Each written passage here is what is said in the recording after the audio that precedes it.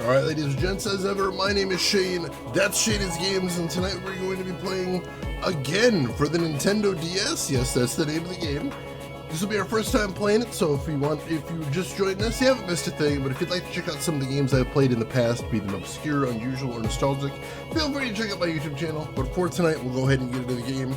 Just a quick bit of context, this is made by the same studio that made Hotel Dusk. Not the same team, though. But I very much suspect it's the same engine, and yes, we are playing book style with the DS sideways. I'm going to be controlling it with a combination of mouse and holding my controller sideways. So, enjoy that. It's going to be weird for me. Hopefully it'll be fun for you. Also, 4M, you were saying that you're hoping a character walks from one screen to the other. Let me tell you, you're about to be very happy. Book style hype! What are we playing again? Alright, let's get into this, shall we? So we will start anew. The following game is fictional and does not depict any actual person or event.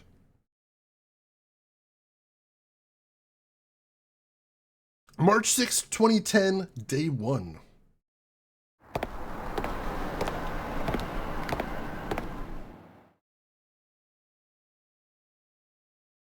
Literally the first thing that happens in the game. Here we are. Literally the first thing that happens in the game. Also, hey look, it's a Sing game that takes place in a hotel. How crazy! What a unique idea! Well, as you feel old, you were still in college back in those days. It was a while back now, which is pretty crazy. Had just gone to Japan for the first time. Getting some happy memories, I hope. So, this is Hotel Miranda. This is where those murders all started 19 years ago. Yeah.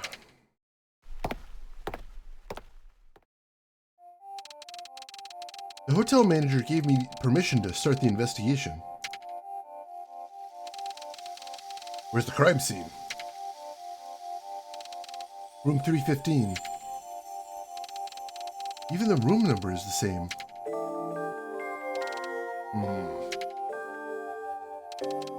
Jay, do you think the letter is from Providence? The boss seems to think so. Can't be sure. Not yet, at least. But we can't rule it out. Even if it is from Providence, though.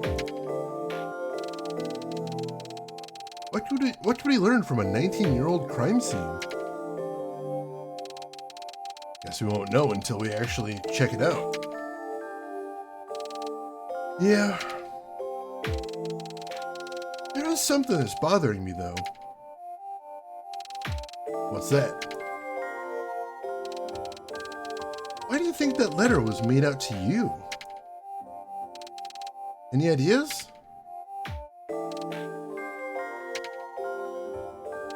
Jay?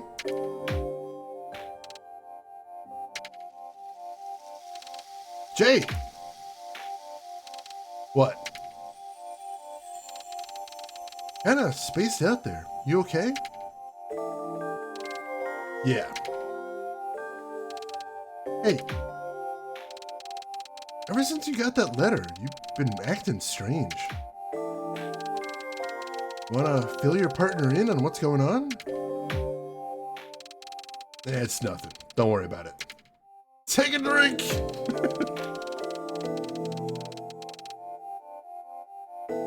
I just tend to get lost in thought. Zone out. Bad habit, I guess. Okay. Do something for me, would you? When we're on the job and you want to zone out on me like that, at least give me a heads up. I know you've got your quirks and all, but I still don't get you. Name's Jonathan Weaver. People call me Jay.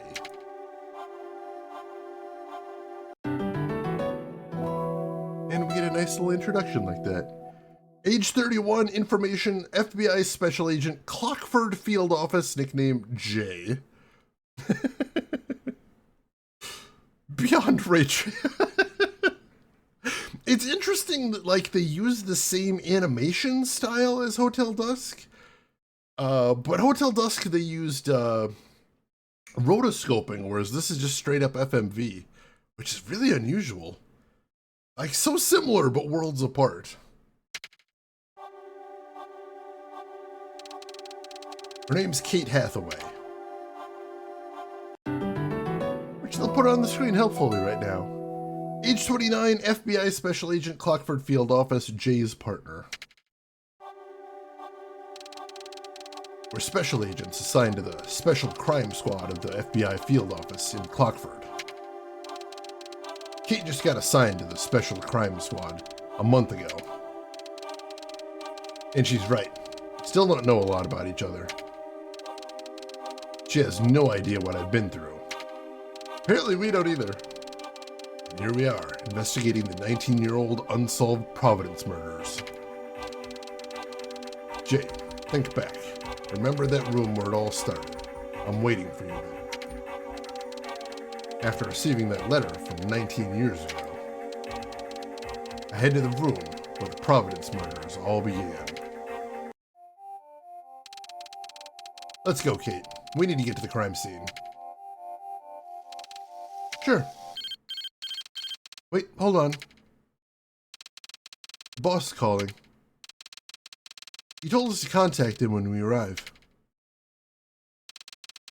Kate, you fill Henry in.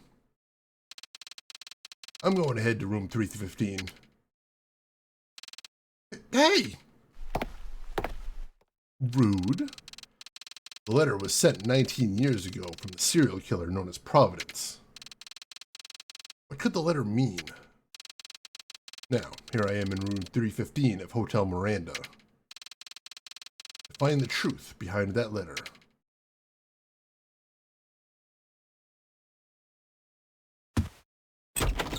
And then, just like Hotel Dusk, we have first-person sections again. And it looks like it's just going to flip between the talking heads bits and the first-person sections.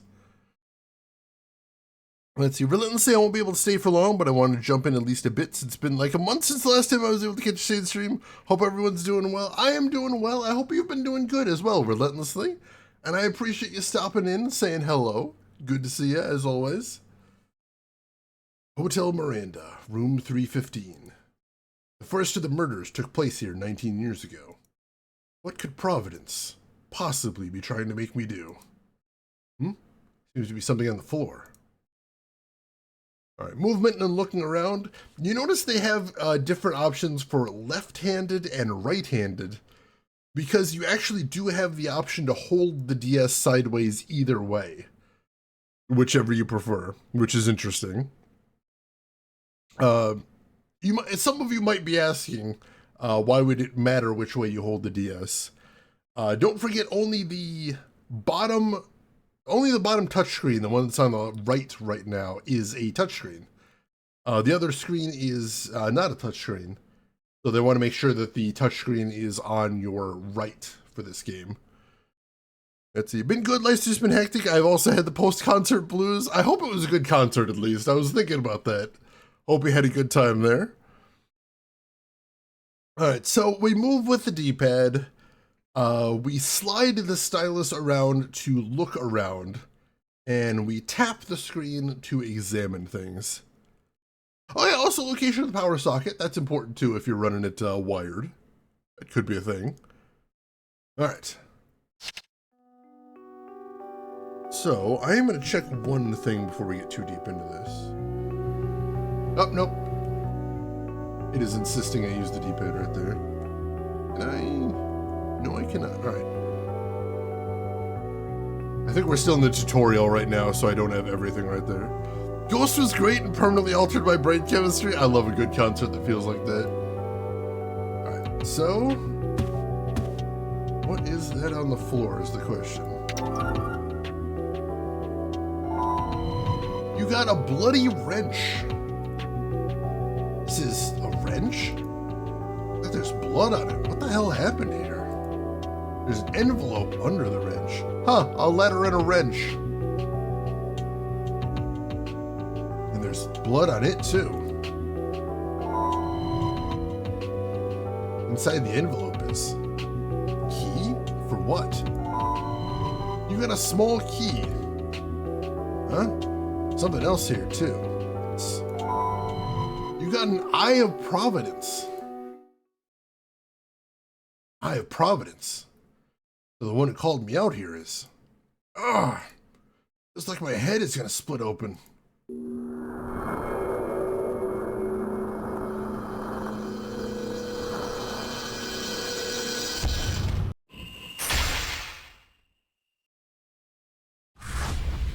FMV on the DS. My mind is blown. Relentlessly several people complimented my outfit, which was cool too. I have heard Ghost fans are just the coolest folks. So I'm glad you had a good time there. What the? I'm seeing something else in my mind. A different vision. Oh my god. The image in my head just split in two. Pieces of the image are trying to tell me something. Two pieces telling me to find the truth. What's going on here? I can see the same room in the other vision, but the vision has almost no color, like an old sepia photograph. The TVs are different. There's a baseball game on the TV in front of me. The TV in my vision, that looks like the news. Yeah, I saw that newscast last night. What's going on?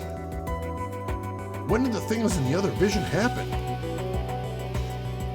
The bathroom door is slightly open. Wait, the bathroom door here in front of me is closed.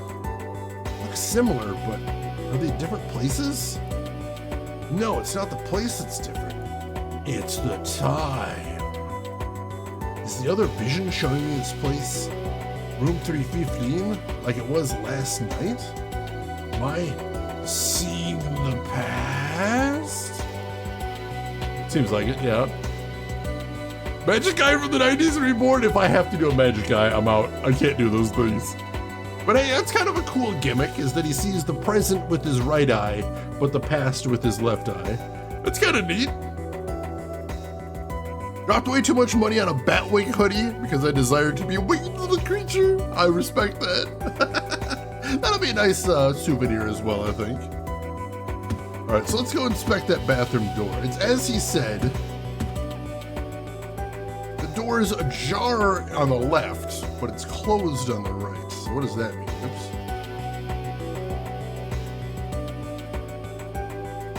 The door is slightly open in my other vision. What could that mean?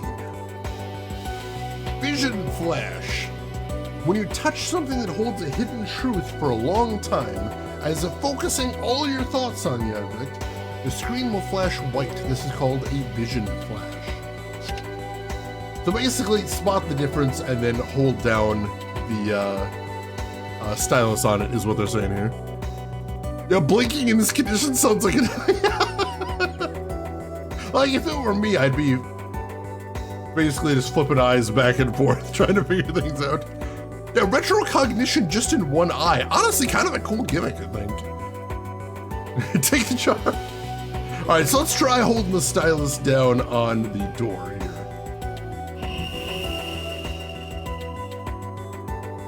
That did it. I knew it. There's something hidden in this door.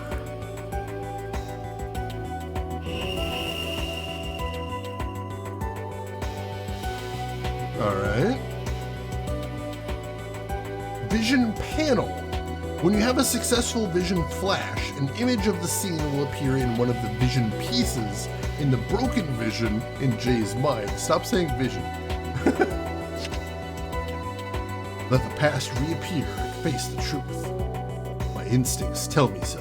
The past will reappear if I open the door trying to match the past.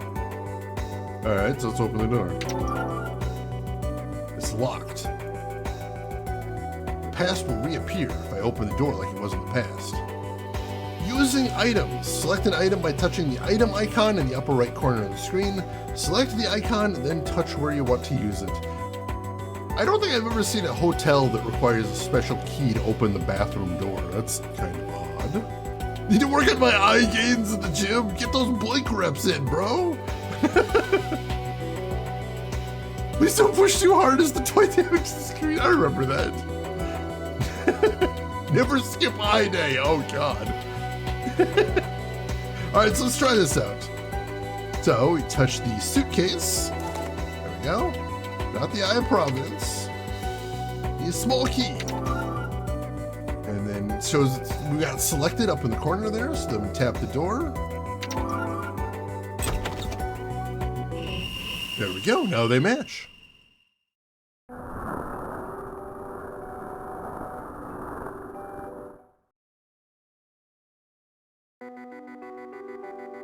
I saw someone in the bathroom. The vision I just saw. What was it? So yeah, they spent a lot of time on this bathroom right here. Ren, thank you for anything. Come on. Eyebrows? If they're not, I hope they are. We need to start that now. Make the present match the past at a point where you had a vision flash to see a glimpse of what really happened, a past vision. All right, so that's sort of what we do. Figure out what's different between the past and the present, then make the two match with a vision flash, and then we get a glimpse of the past as a reward. Is using Visine juicy? That's hilarious you mentioned that, because I've actually had really dry eyes the last few weeks. So I've been using a lot of eye drops.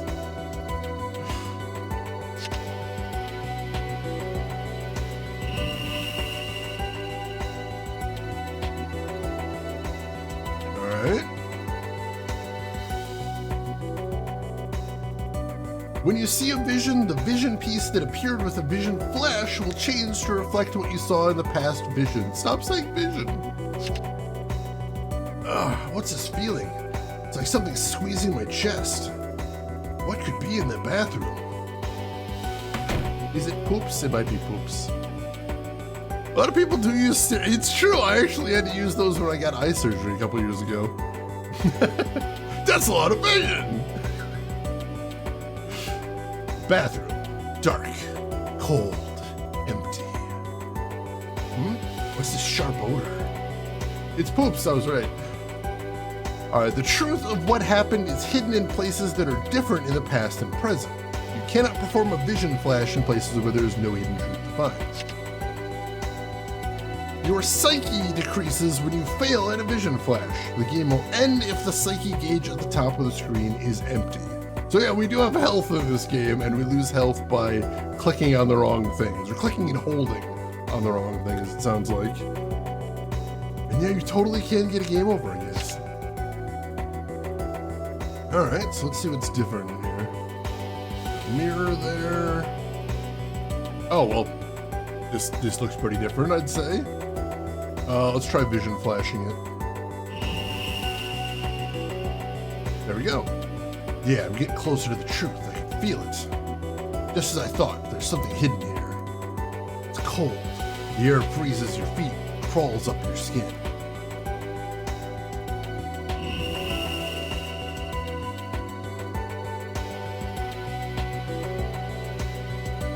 What should I do?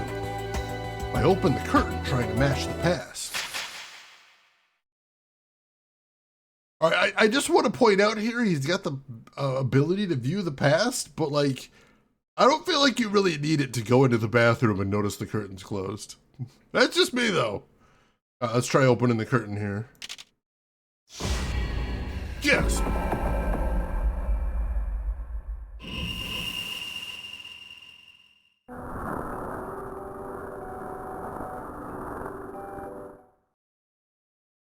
Hey, someone was standing here facing the wall. So far, he's not getting anything really interesting from these past visions. I don't think any of this is helping us solve the case, unless he wasn't going to go into the bathroom otherwise, for some reason. What is that? Is that written in blood? Hi, Jay. Remember that tragedy 19 years ago? It's about to happen all over again. Providence. He'll kill again. Hey, title drop. Ugh. Help!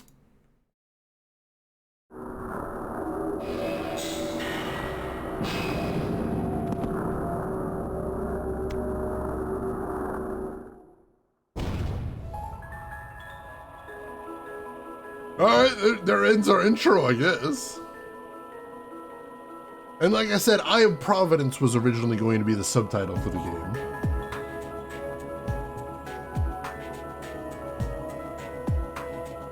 Something about Jonathan's eyebrows bother me. They're a lot. Oh, we get some more characters here.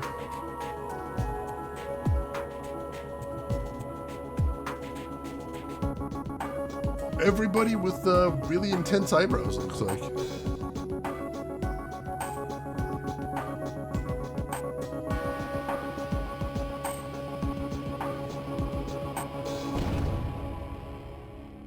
Someone was definitely thinking of the intro to CSI when they made that.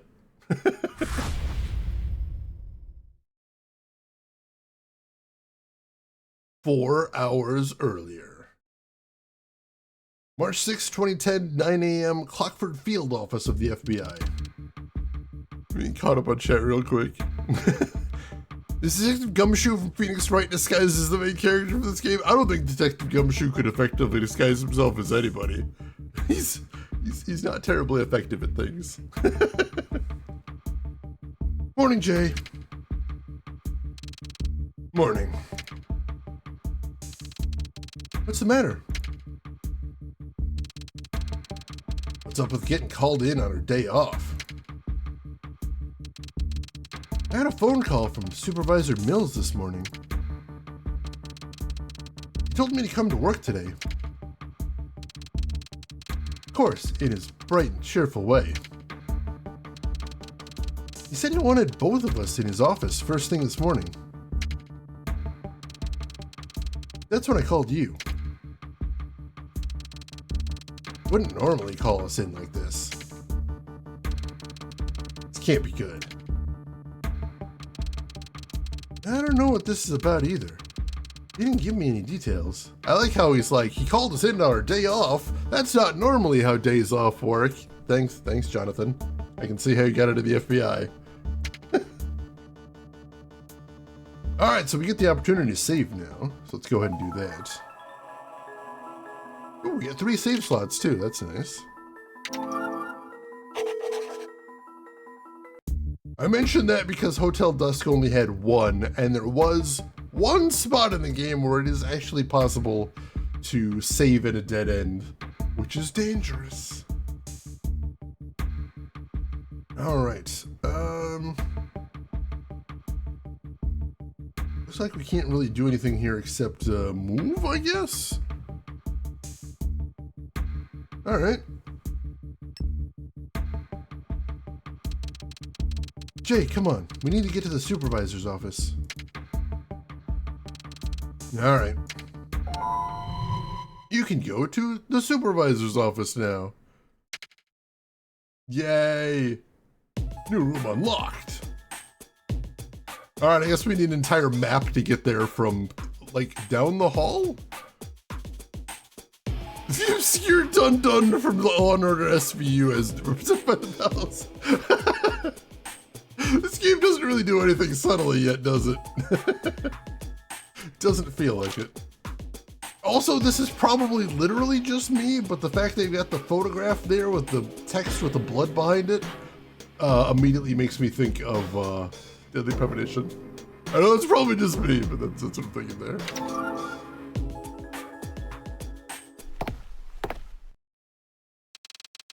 I knock on the door and go in. Kate follows. I said first thing. I'm sorry, sir. Next time I say first thing, you come first thing. Yes, sir. They must have come third thing. How dare they? FBI Supervisor, Special Crimes Squad, Henry Mills. Age 54. Information, Supervisor, Special Crimes Unit, Clockford Field Office, Jay and Kate's boss. This guy is Henry Mills, Supervisor of the Special Crimes Squad. I know we already said that twice, but I think 3 is a good number to mention it. He started out as a beat cop somewhere, but rose quickly to take on special crimes. He's been around a long time, as you can tell by the fact he's 54. He's tenacious as hell when it comes to investigations, and he can get inside a criminal's head like nobody else.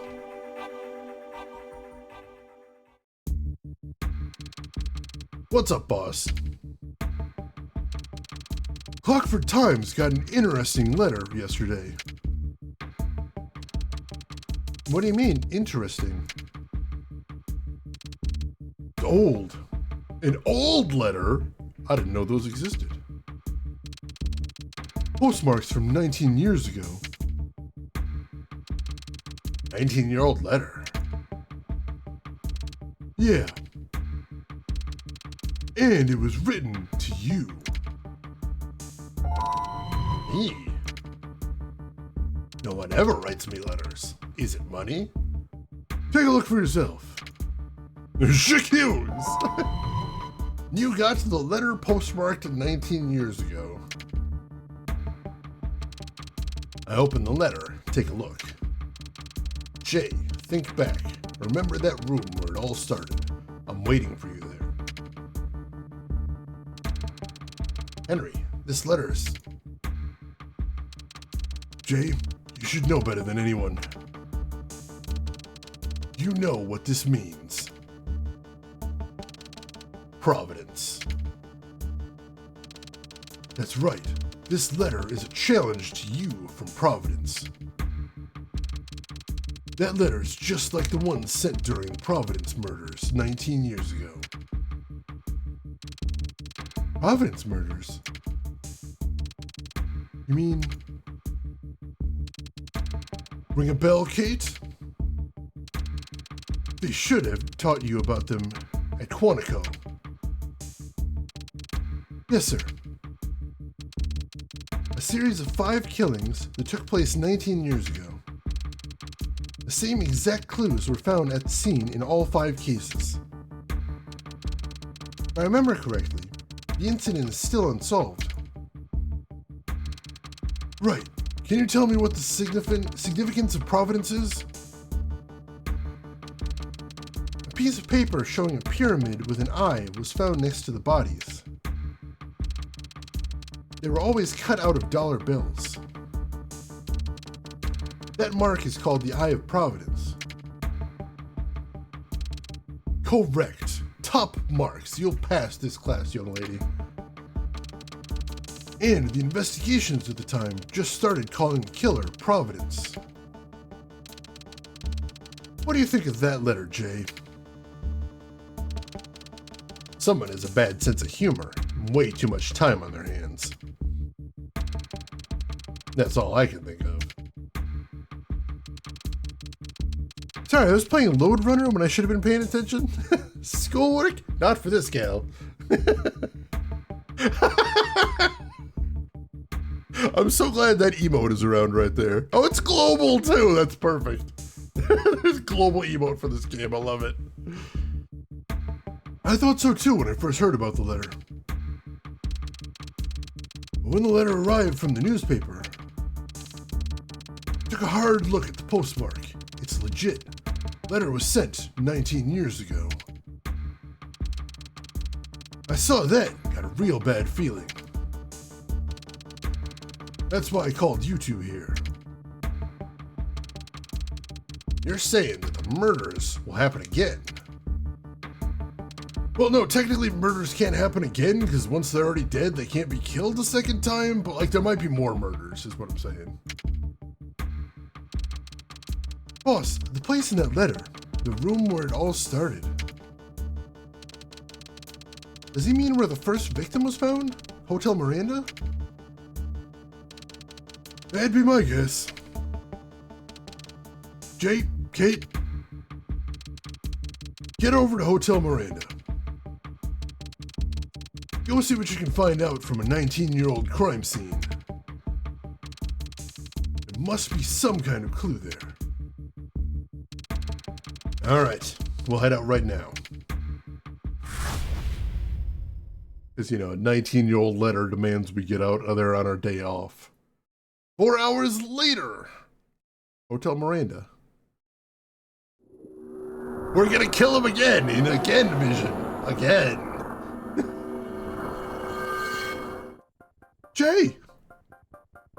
Jay?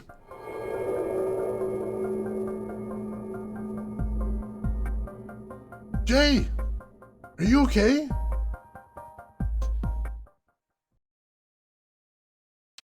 That FMV is so jarring. I don't know that I've ever seen like full motion video on a DS before. It's so weird. It was all a dream. Where am I? You're at the hospital. Huh? You were found unconscious in the bathroom at Hotel Miranda. Oh. Again? Seemed like you were having nightmares. How do you feel now? I have a little headache, but I'm okay otherwise. How did you passed out in the bathroom there, in room 315? Don't scare me like that. Sorry. It's fine. I'm just glad you're okay. Hey, I'm going out. Can you get my coat? You need to get some rest. After seeing what was in that room. Can't stay in bed. Fine. Hold on a second.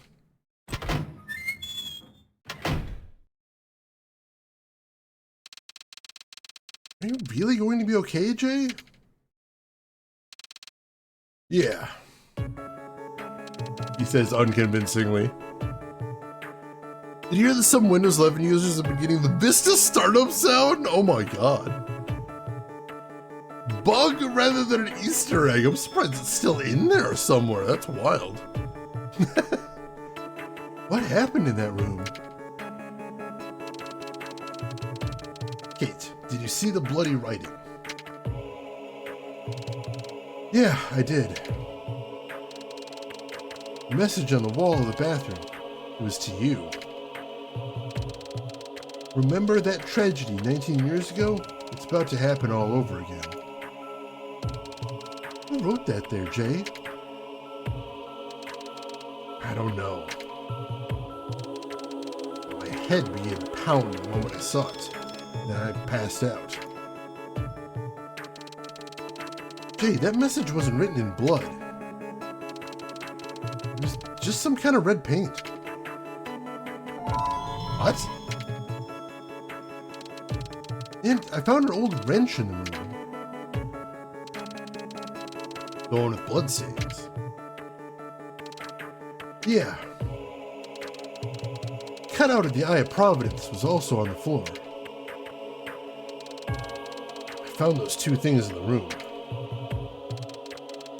Where are they now? The local police took them. They said that it might lead them to the guy who wrote that message. Aren't we investigating that? What's happening here?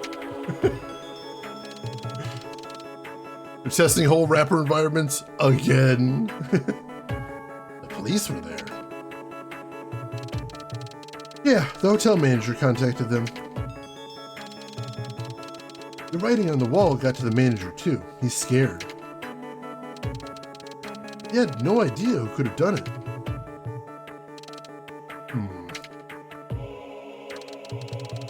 There is something else I need to tell you, Jay. What?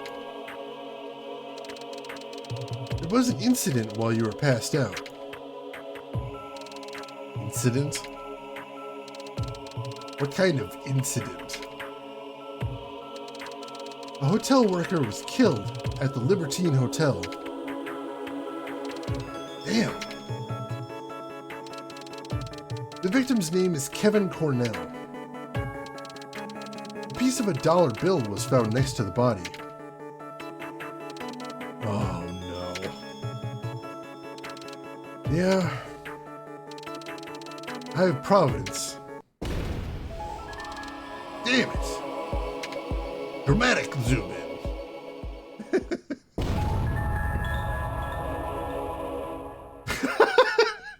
Is that like a commercial break bumper? Oh my god.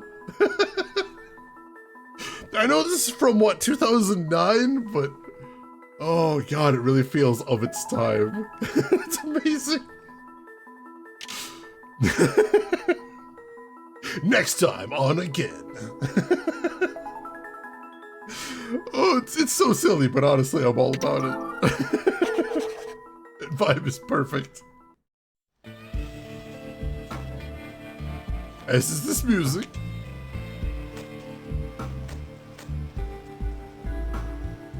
Captain, over here. What do you got? Oh god, not this. Was that a dramatic preview of the upcoming episode? Because it felt like it.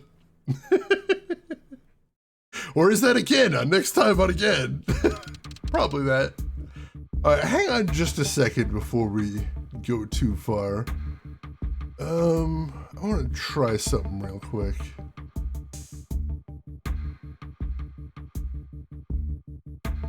If Shane doesn't start tomorrow with Before on Again, I'm gonna riot. That's fair. Alright, I'm actually gonna, now that we're saved, I am going to actually reset the game, and I'm gonna check and see if there's any way to speed up the text from the options menu. As far as I can tell, I can't get to the options menu from here. So we're probably gonna need to reset. There we go. We're saved and I saved state, so we should be good there. Third stream, again, before, and again. It's gonna get a little weird. So options. Oh, we can speed up the messages, excellent. And so you can change the handedness here, depending on how you want to hold it, and also there's music and sound effect volume. Alright, and then continue.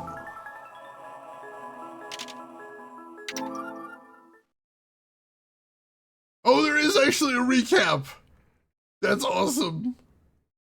My name's Jonathan Weaver. I'm a special agent in the FBI, Clockford branch. People call me Jay. Serial killer from 19 years ago, dubbed Providence, sent me a letter with directions to Hotel Miranda. Honestly, more games need to do this. When you load your save, there should be a recap. Room 315 of this hotel is where the first of a tragic string of killings took place. I found an envelope with the Eye of Providence inside. Right as I saw it, my head started throbbing like mad, giving me an eerie, sepia-stained video of the past.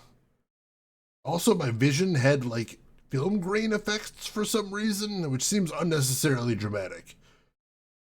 Still stunned at what had happened, I started searching the room and found a message written in blood.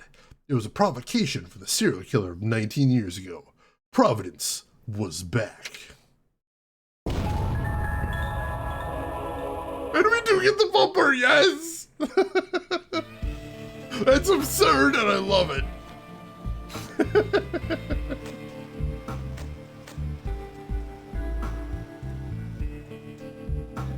Also, this guy has a leather jacket, which you know means that he's a bad dude that doesn't play by the rules. But damn it, he gets results. Fictional serial killers got way too much time on their hands to play mind games with authorities. Yeah, I haven't seen a lot of games do this. Like, the first thing that comes to mind, again, is Hotel Dusk, which was rotoscoped and not FMV, but still, like, they did the thing with, like, every character got a few frames of animation here and there, which is kind of cool.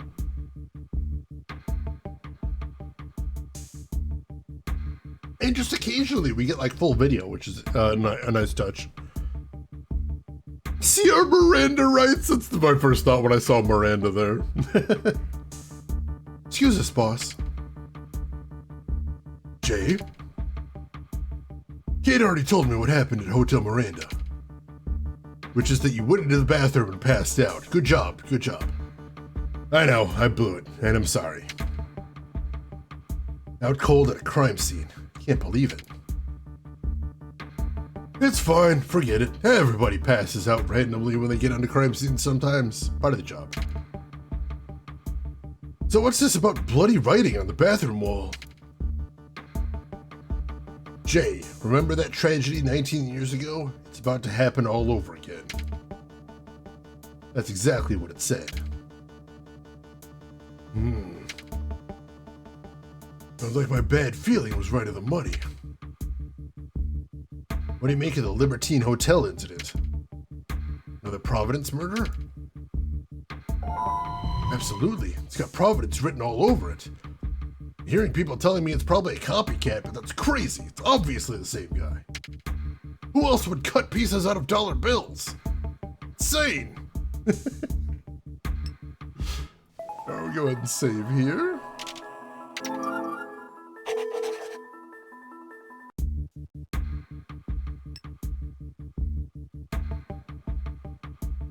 Reason to believe this was done by, and then it cuts off there. That's not your screen, that's how it is on the beginning of the game. Oh, there we go. I have to tap it to get the full scroll there. Because word wrap is too hard. What makes you so sure it's a Providence crime? Well, first of all, the Eye of Providence was found at the scene. It's identical to the dollar bill cutouts found 19 years ago. There's too many similarities between this case and what happened at Hotel Miranda. Alright, so they're basically showing us how the dialogue system works here.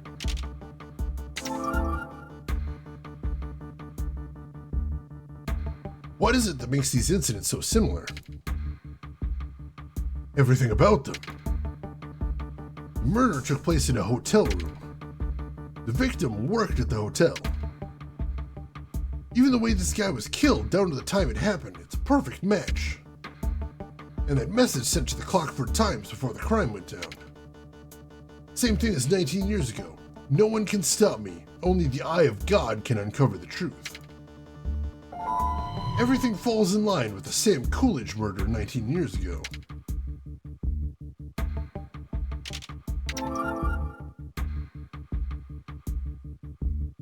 Could you tell me about the Sam Coolidge murder?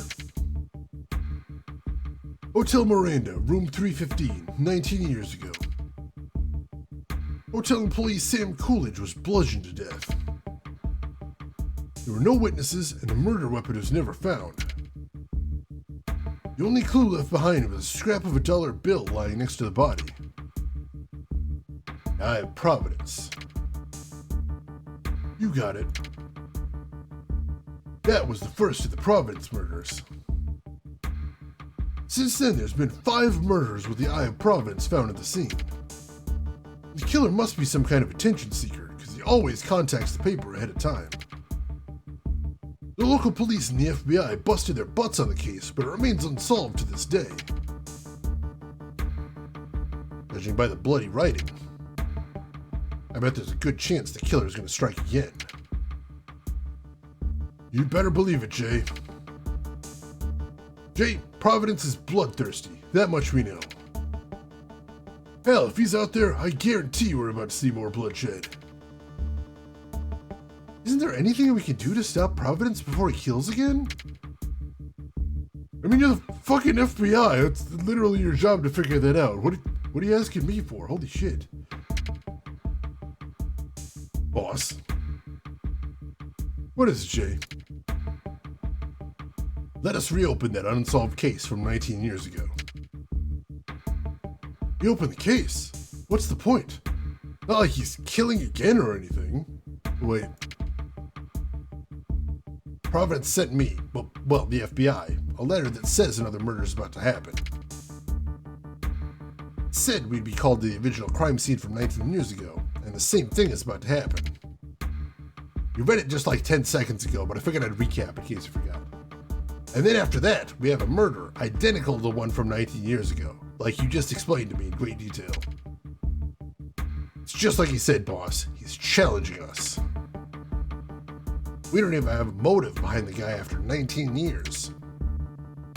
And now he's about to strike again, just like before. Yeah. If we look into the past murders, maybe we can figure out what Providence is up to. That's what you want, isn't it? Exactly. Please make it official, boss. Let us reopen the case.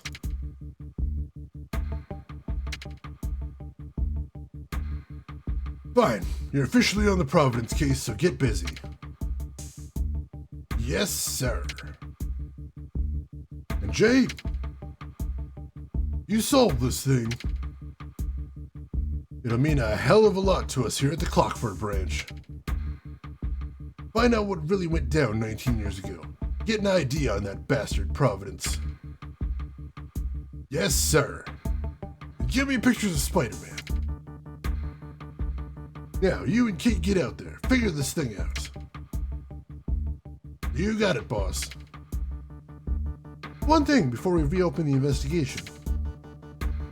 I'm wondering if we can get some information on the Libertine Hotel incident. The police are already on that. You'll have to work with them if you want anything. But I gotta warn you, they're not too keen on FBI intervention. Go to the crime scene and see what you can get out of the detective in charge. Got it, boss. You can now go to the Libertine Hotel. Alright. Looks like Carmen Miranda, we can hope. In 500 words or less, make a 15-minute script for intro for a game using 100 of the same words. Everyone likes repeating information in this game, I'm noticing.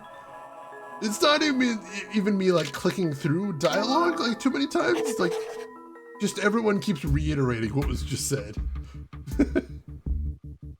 Alright, so we can't chat with them anymore. So, yeah, let's get moving, I guess.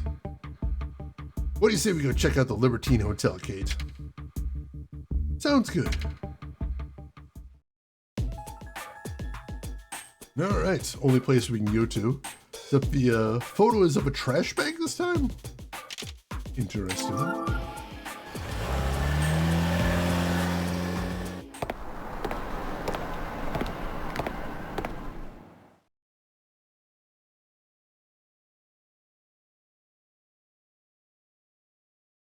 Damn it. Crime scene's off limits. Hey. What is it? Well, hey. No way.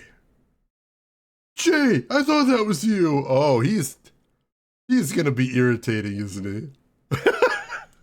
I'm looking at that face right there. I'm like, oh, he's gonna be very irritating. Hey, Grushin, welcome in. How are you doing today? Which of these relatively snappy dressers are we? I think we're the guy. The guy with the good eyebrows and not the guy that doesn't know how ties work. That's the one we are. Another wacky NPC for Shane to love. Oh, God. Long time no see, Hugo. You here for a story? Why else would I be here, dressed like I literally just rolled out of bed after a week-long bender? What about you? You on this case? I'm interested. Just like I figured. And the fact that you're here proves I'm right. Providence did this, didn't he, Jay? He's at it again. Don't write your story based on assumptions. Hey, my stuff is always based on the facts. Journalist Hugo Watt, age 28, reporting for the Clockford Times. Clearly does not know how suits work in general. The Peach Fuzz sells it. Yeah, it's like he doesn't have anything on like his cheeks. It's like he started shaving and then just gave up. Hugo, you go. Oh, God, that tie is going to bother me. He got tired. Just wore himself out. Started from the top, started working his way down, and then he's like, oh, that's enough for one day. I already tried tie to tie him. I was exhausted to begin with. Hugo is a journalist for the Clockford Times. We went to college together. He's pretty easygoing, one of the few people I can call a friend, for some reason.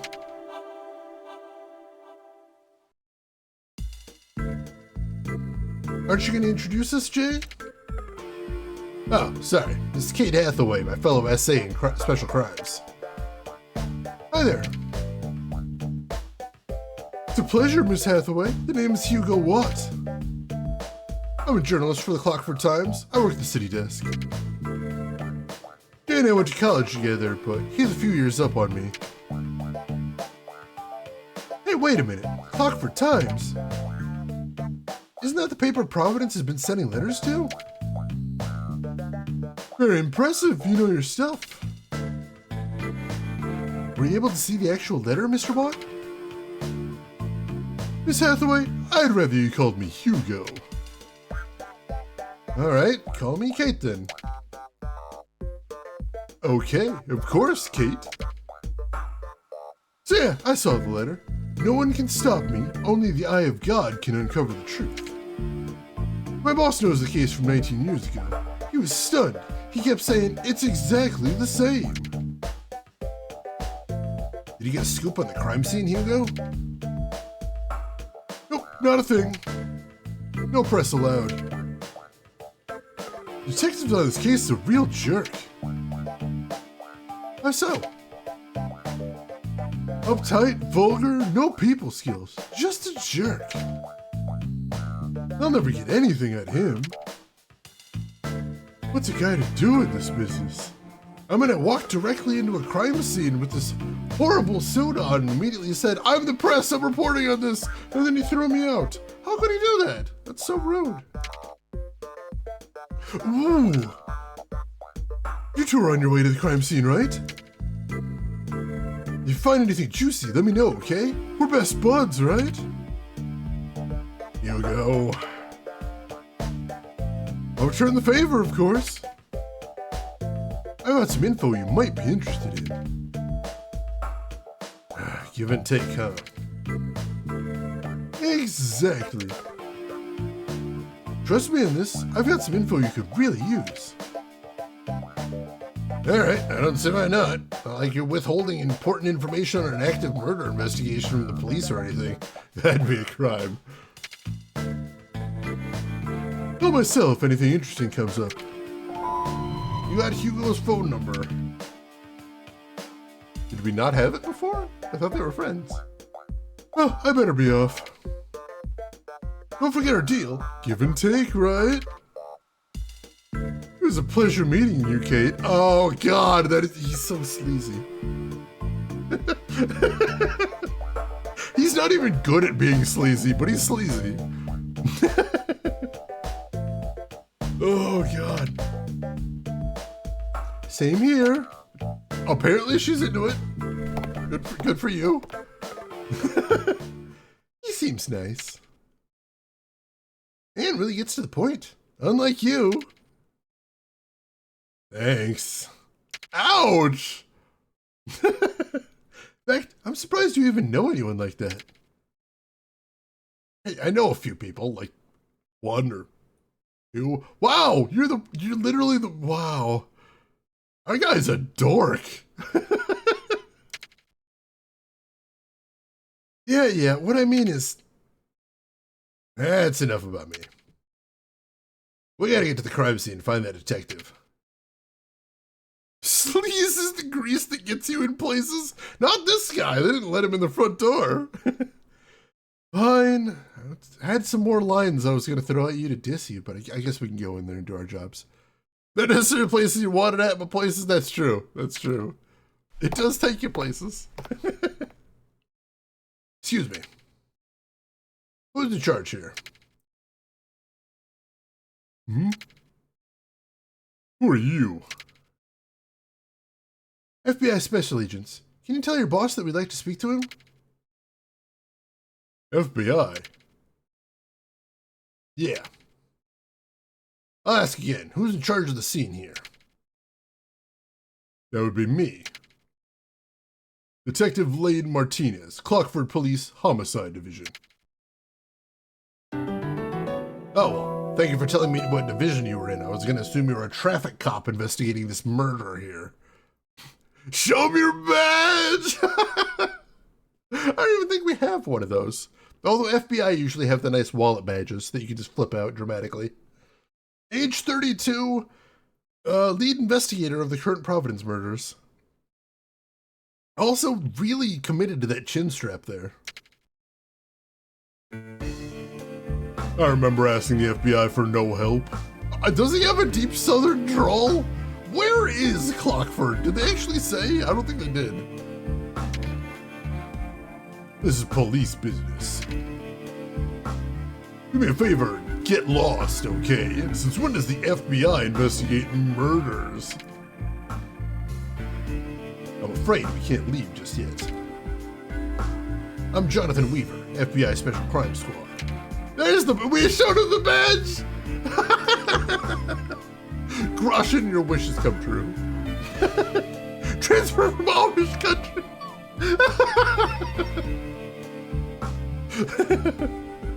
This is the most extreme and baffling traffic accident Clockford has ever seen. Somehow he was hit by a car indoors with a knife. Clockford, Pennsylvania. All right. Why does he have a southern drawl? I mean, I'm assuming it's southern drawl. It sounded like it from that line. I'm his partner, Kate Hathaway. Special Crime Squad. Nothing special about this crime. I fail to see what's so funny about that. I needed a good laugh. Listen, we don't need no FBI on this case, okay? This isn't your typical homicide, Mr. Martinez. It's connected to the Providence murders from 19 years ago. Oh, hell. What moron was stupid enough to talk to the FBI? I assume you must be interested in the dollar bill cutout, right? Listen, the whole point of that thing was to throw off the investigation. It's not uncommon for small-time punks to imitate significant crimes of the past. Even if that's true, can't let this go until we know for certain. Everything from the victim to the scene of the crime matches what happened 19 years ago. We even got a letter from the criminal. Yeah, I know about that. Now get out of here already. People are a distraction. This is a job for the local police to handle. Alone. We're not here to interfere with your investigation. All we're hoping for is an exchange of whatever information we do have. An exchange? We're willing to fill you in on whatever we know. Maybe we can get the forensic results in return. Not gonna happen. Now get out of here. No. We're not going anywhere until you fill us in on this investigation. For anybody that lives outside the United States, this is absolutely not how the FBI works. They don't have to politely beg to get into crime scenes. That's really weird. Oh goody, this trope. There seems to be a lot of really big tropes in this game so far. I'm a little concerned. Southern Pennsylvania. I suppose that's the thing. When did Cooper and Agent Francis York Morgan show up to help? Please, call him York. Everyone does. Why is the FBI investigating? Was the corpse sent per mail across state lines? Serial killer, or perhaps we believe it's connected to a serial killer. So that puts it in their jurisdiction. Look! You people are interfering with police business. Go back to your little desks and let me do my job.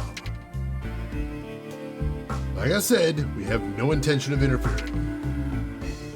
If you won't cooperate, we have other ways of getting what we want. Damn it. In order to solve this thing, we have to cooperate with local law enforcement. Fine, okay?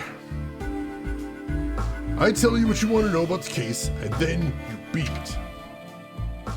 My forensics guys are doing their thing at the crime scene. Until they're done, the place is off limits. In the meantime, you people are giving me a massive headache here. I'll see to it that whatever materials we come up with are sent to the department. You can get what you want from forensics back at the department. We appreciate this, Mr. Martinez. Let me be clear on this. I know, you're just doing us a special favor. That's right, don't forget that. Oh, we won't. Women can be such a pain. Get her out of here, will ya? Anything you say. Okay, I'm heading back to the crime scene. Henry was right. When he said the police wouldn't be too keen on FBI interference, it fits this guy to a T. Jay, I doubt we'll get anywhere in this investigation work with a guy like Martinez. Don't worry about it. There's plenty of cops who aren't crazy about the FBI. Maybe so, but still. Hey, focus on the case, not the police. Okay. Also, I just noticed, I mentioned before how Hotel Dusk was rotoscope, but this is FMV. But if you look at the bottom right of Kate's shirt, it has like sketchy shadows that actually do look like pencil shading, which is kind of interesting. And kind of having their cake and eating it too there, you'd think, or trying to. So I'll make another save real quick.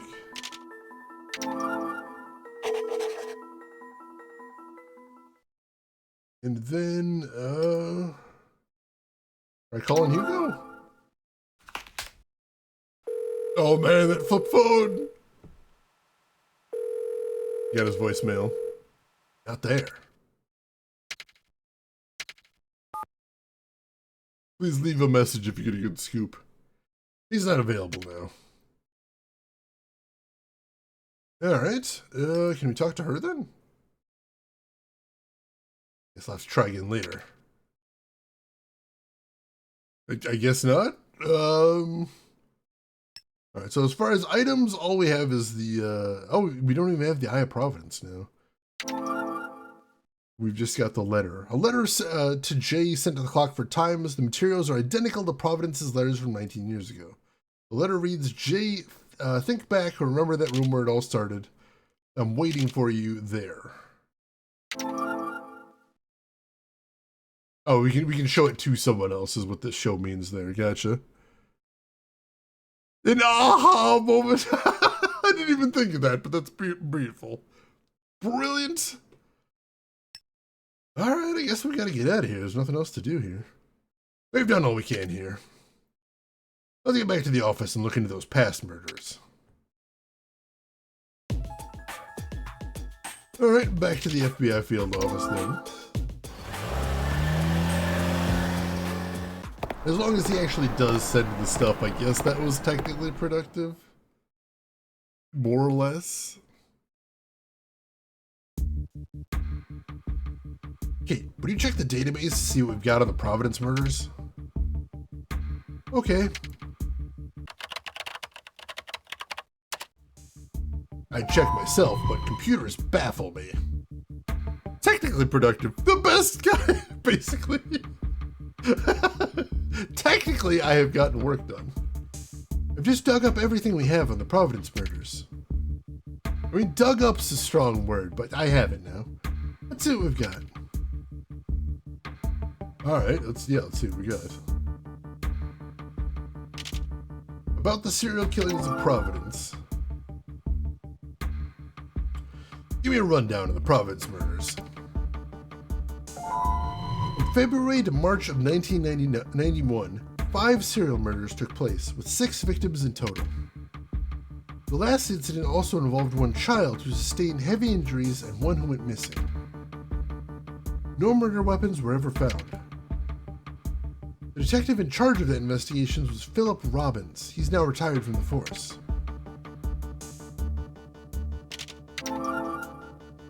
Now just going down the line, I guess. Give me a rundown of the Sam Coolidge murder. That was the first of the Providence murders. Happened on February 28th, 1991. The victim, Sam Coolidge, was a hotel employee. Happened in room 315 of Hotel Miranda. Cause of death was cerebral contusions from multiple blows to the head with a blunt object. The murder weapon was thought to be a metal tool of some type, but nothing was ever found. A co-worker found the body, a man by the name of Alfred Brown. We have Alfred's address on file, but there's no guarantee that he's still around.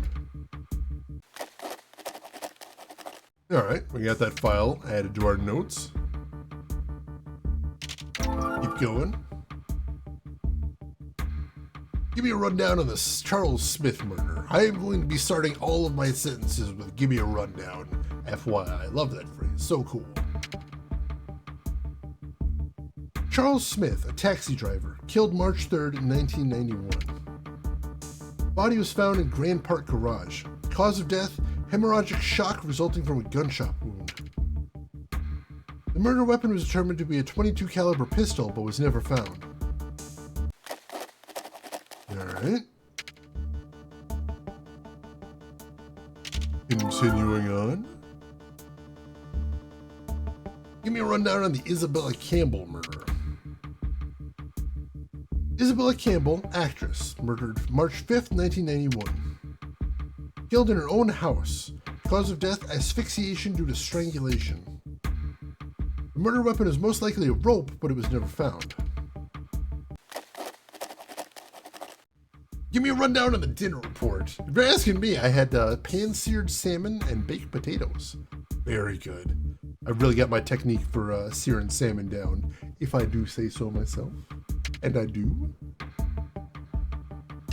Alright, 2 left. He's doodling. Those scribble noises, telltale signs of doodling. He's like, that's very interesting. And meanwhile, he's like, this is a stick figure that represents me. And this is me holding a little chainsaw. Give me a rundown on the Duke Desmond murder. Duke Desmond, president of a real estate company, killed March 5th, 1991. Looks a little bit like Scarface, but probably unrelated. It was in his office at Desmond Realty. Cause of death is hemorrhagic shock and internal injury from a gunshot. The murder weapon was determined to be a .38 caliber pistol. Interesting that it's a different murder weapon in every case, including 2 different guns now. And not even L.A. Noire doodles, just unrecognizable scribbles. He started trying to get his pen started because it wasn't writing, and then he just started going wild. It was enjoying scribbling too much. Can't stop now. Orange pizzas with pepperoni, olives, and grated cheese. Ooh. What kind of cheese did you use? Just Parmesan or mozzarella? Curious now. Those sounds delicious.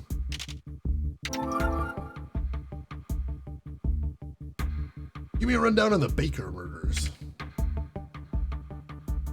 Victim number 1, Nicholas Baker, was murdered on March 11th, 1991. Looks a little bit like Antonio Sabato Jr., probably unrelated. And Amy Baker was also murdered on that day. Details on the victims are a little complicated. Nicholas, a university professor, and his wife Amy were both shot dead. It was at their own home, which was set on fire after the killings. The couple had 2 boys, and the oldest son, Jonathan, sustained serious head injuries. He was found unconscious, suffering from carbon monoxide poisoning. It took him 2 months to regain consciousness. The youngest son, Danny, went missing after the incident. He was never found again.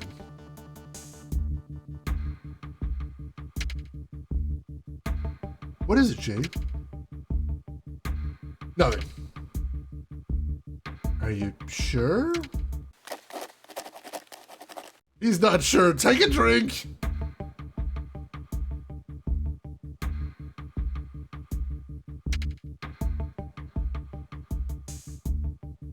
Well, now we have a decent idea of what happened 19 years ago. Yeah.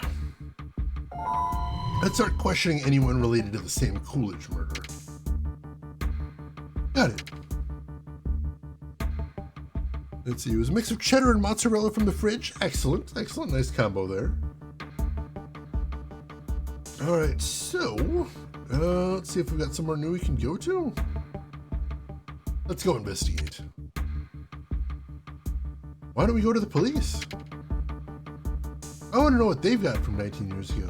And besides, there's someone I'd like to see. Alright. You can now go to the CPD Investigations Unit. Alright. So we've got 3 locations we can go to now, but This one's the obvious one to actually go to.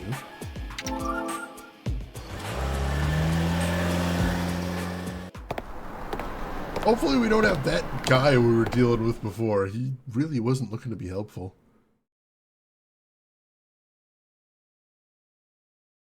Oh, no, yeah, it is literally him. Detective Martinez, got any new information?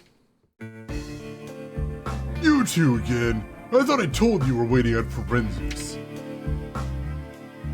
If those materials we asked for at the Libertine Hotel can be released yet? I gave our forensics department a heads up that you wanted something. You'll have to get what you want from them. Thanks. Oh god, dare we try talking to him?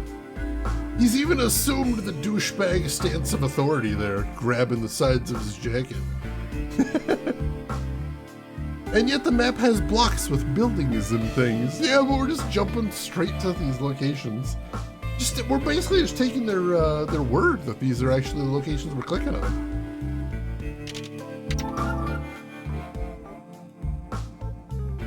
You got anything on today's Kevin Cornell homicide? Didn't I just tell you to get what you want from the forensics lab? He did, but like, you were probably in there. Don't be like that. You know anything about the Hotel Miranda homicide from 19 years ago? Well, it was the first of the Providence murders. They say it resembles the Kevin Cornell murder at the Libertine. Didn't you reopen that case? You ought to know more about it than me. Buddy, I know a little more about you than a lot of things, it would seem.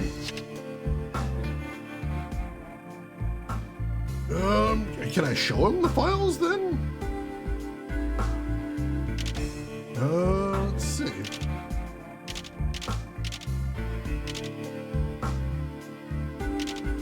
Yeah, let's try showing it to him. Oh wow, it's actually got a full picture there in the file. That's pretty cool. Seems exactly like the police report from 19 years ago. Thanks for the insight, appreciate it. Yeah, I guess that's all we got. Let's get out of here. We better get back out to the field. Hold on, Jay. Let's stop by the forensics lab first. You mean literally the place he told us to go 2 seconds ago? Yeah, I guess that would make sense. You can now go to the CPD forensics lab. Show him your badge! He'd just show me his badge and then it would get awkward. I'm really busy right now. Can't this wait till later? Hey, Maureen. Oh, hey, Kate. Let me introduce you to my partner, Jonathan Weaver. It's a pleasure. Call me Jay. Hi, I'm Maureen Yashima, and the pleasure's mine. Forensic analyst Maureen Yashima? One of the two. Kate's friend. It is friends. Wait a minute, you must be the two FBI agents Lane was talking about. Right? Well, he wasn't really talking about you so much as yelling, but you know what I mean. That's us. I had a heads up from him earlier. He told me if a couple of FBI agents dropped by to give them some materials on the Providence murders. He also called you a bunch of names that I will not repeat here. I don't think he likes us very much. Oh, don't worry, Lane's like that with everybody. Just an asshole in general. Maybe a little crankier than usual this time though. He's obsessed with those old cases. Everyone in the force is all riled up about this latest murder. Thinking that Providence might be at it again. I can see why. We've also decided to reopen the old Providence cases. We figured that by looking into those might help give us some lead on our search for Providence. Well, if you two need any help, let me know. I'll be happy to help in any way I can. fun with forensics. What a good-looking bunch of investigators. A little excessive on the eyebrows for some of them, though. Shane's editorial edition. I'm sorry, I can't help it. Good night, Board Jams. Thanks for stopping by. So we'll see if we can chat her up first.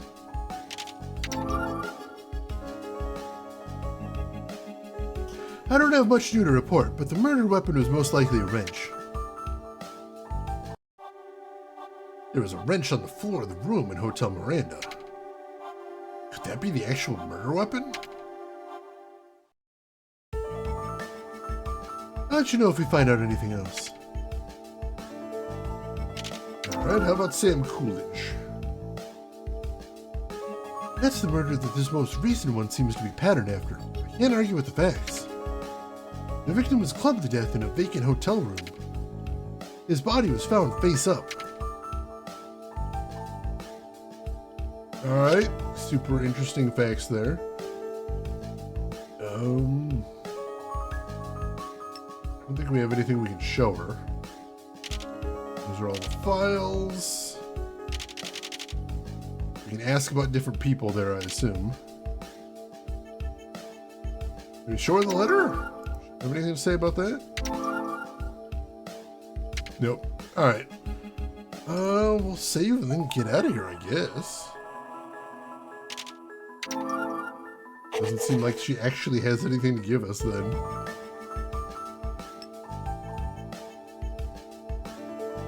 Hey, let's go to Alfred Brown's home. He was the first person to find the body. Alright. New location unlocked. Bye, Marine. See you later.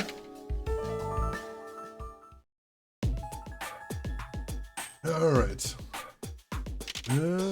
Alfred Brown's home.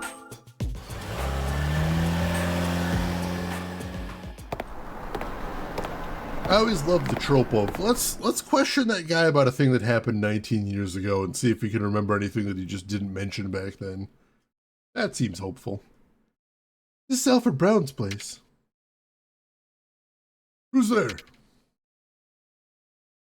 Are you Alfred Brown? We're the FBI. We'd like to ask a few questions about what happened 19 years ago. FBI, huh? Alright, come on in.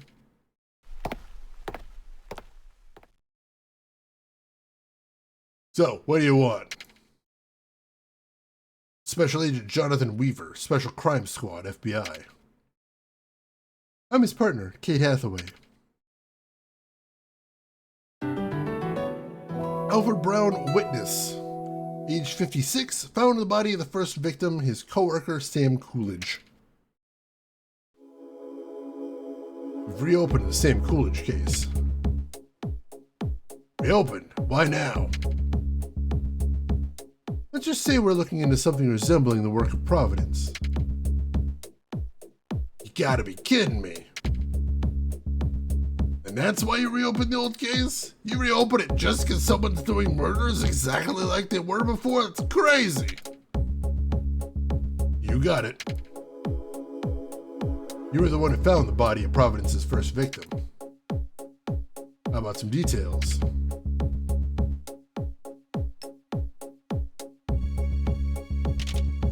About the situation on the day of the murder.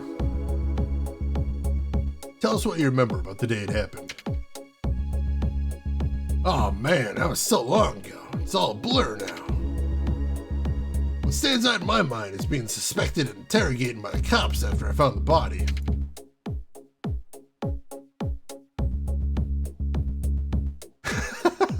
There is a term you don't see very often, Grushin. Alright, about the situation of Sam Coolidge's murder. You remember anything about the incident? Not really. To tell you the truth, I'd rather forget about it. When I found Sam's body lying there face down, I had to muster up some courage to see if it was him. Body was face down. Maureen said the body was facing up at the ceiling. Something's not right. I don't want to talk about it anymore. I had nothing else to say. If you people want details, I suggest getting a hold of Detective Robbins at the department. Mr. Brown. Can't take a hint, lady? I want you two out of here. Let's go, Kate. Alright. I don't know, Jay. That guy seems awfully suspicious the way he pushed us out like that. I know. Let's go have a talk with Philip Robbins. He was the detective in charge of the case back then. You got his address? I'm sure we can get it at the police department. I could call them right now, but, you know, it would waste more in-game time if we run down there personally.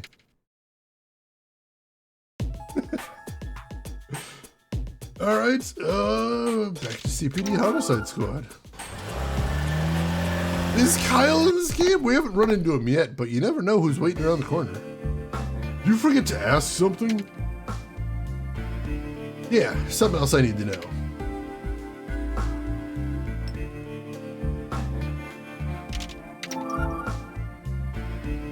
Paid my mileage, there you go. Racking up those charges, getting that money. Mr. Martinez, we're hoping you can give us the address of Philip Robbins, the lead detective back then. Phil Robbins, huh? You want the address of a retired officer, you'll find that in the address file. Go get it yourself. You know what? Go dig through files of all of our officers. See if I care. Violate every one of their privacies. I won't stop you. Thanks. Oh, apparently that was easy, so we can go to Philip's house now. Alright, that's all it took. Easy enough. What's the breakfast report? I had my usual breakfast, which is one of the most boring breakfasts you can have, which was a plain toasted bagel with nothing on it. I don't know why that's how I like my bagels, but that's how I like my bagels. Although I suppose it can get more boring because I used to not toast them. Just pull the bagel out of the bag and eat it. Now at least I toast them a little bit. That does add a little bit of flavor variety and textural variety. As you can guess, I'm also the type of person that eats their cereal without milk. Yeah, just take the damn cabinet and get out of my hair. Don't go returning it either. I don't ever want to say it again. Alright, let's go talk to him then. Maybe he'll actually have something worth hearing, unlike every other character in this game. Now, if you'll excuse us. Sure. I'll excuse you. I'll excuse you in hell. No judgment, that's fair. You can judge if you want to. I won't judge your judging me. Habit-forming atrophy of the taste buds. What a terrible frugal fate. That is a combination of words I've never seen before. That's majestic. I love it. This is the address, Jay. This place? Hope we'll open up a little bit about what went on back then. Yeah. Mr. Robbins, we're from the FBI. FBI? Come in. What's the FBI want with me? I'm Special Agent Jonathan Weaver, Special Crime Squad, FBI. Sir, has anyone told you look like Albert Einstein? I'm his partner, Kate Hathaway.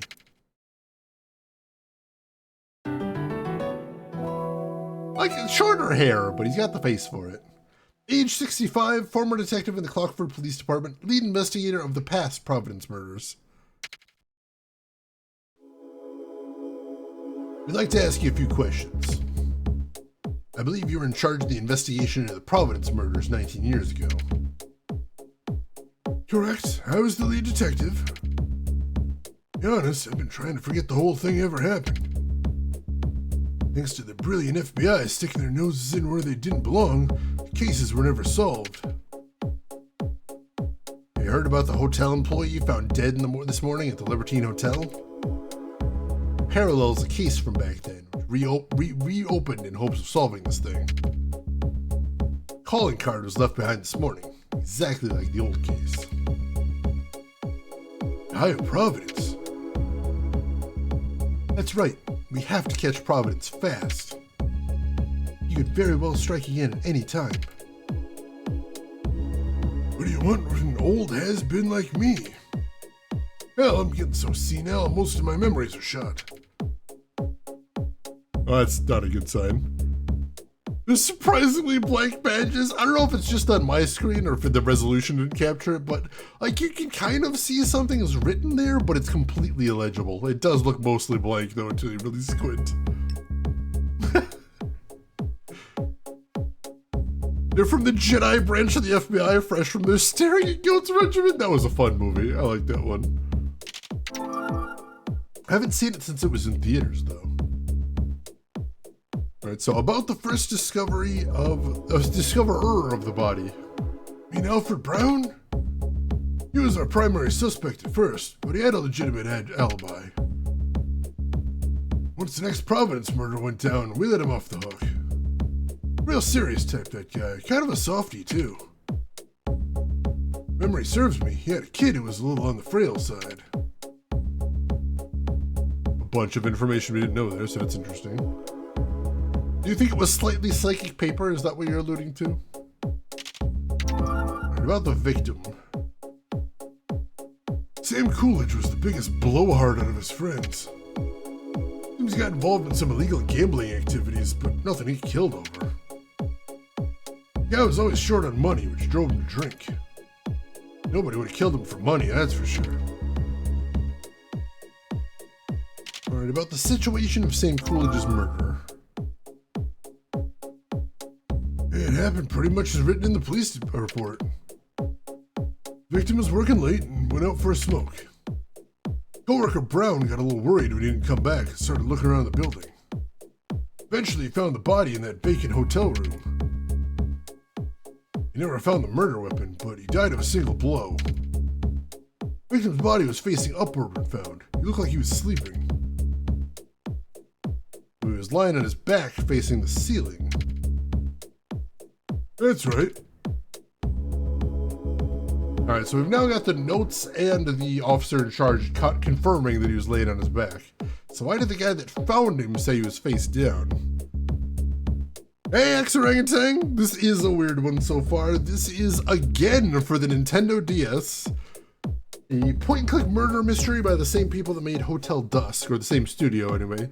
And yes, as usual with me, it is a game that is played book style with the DS held sideways, which is unusual. Alright, so it sounds like that's everything he's got to say. Put another save then. And then we'll get moving. How are you doing today, X-Orangutan? Hope you're doing well. Glad to have you with us. We need to get going now, but we might need your help again. Fine by me. Pretty weird. Their answers didn't match up about which way the body was facing. How the guy who found the body said it was face down, and the detectives say face up. Hey, Plushie! Welcome in, Plushie. How are you doing today? How was your stream? Hope you're doing well. I saw you were playing Ace Attorney Investigations. Hope you were having a good time with that. Good to see you today. For anybody that doesn't know me, my name is Shane. That's Shane's Games. I play the obscure, the unusual, and the nostalgic. And today we are playing again for the Nintendo DS, a point-and-click murder mystery. It was great, but Larry's always the worst. And just put Larry in jail at this point. He's guilty of multiple instances of perjury. Seems like we can go ahead and do that by now. Pokegirl Sinnoh, welcome in. How are you doing today? Hope you're doing well. That quote, oh god. Looking Glasses, welcome in. Committing the sin of being himself, always be yourself. Unless you're Larry Butts, then be literally anyone else. Let's see, 90% over a nasty cough that knocked me out for a couple days. So that's good at least. That's good. That's good. Hopefully that last 10% doesn't take long. Something smells. It must be the butts. Yeah, let him hook up with Old Bag and hopefully they destroy each other like a matter and antimatter. It just ceased to exist. May have jinxed yourself, Orangutan. You think one of them is lying? I don't know. Let's look into it tomorrow. We can't do it today because we've been to like 4 places. That's too many. I'm so tired. Okay. I fucking love that they have those commercial break bumpers. That makes me so happy.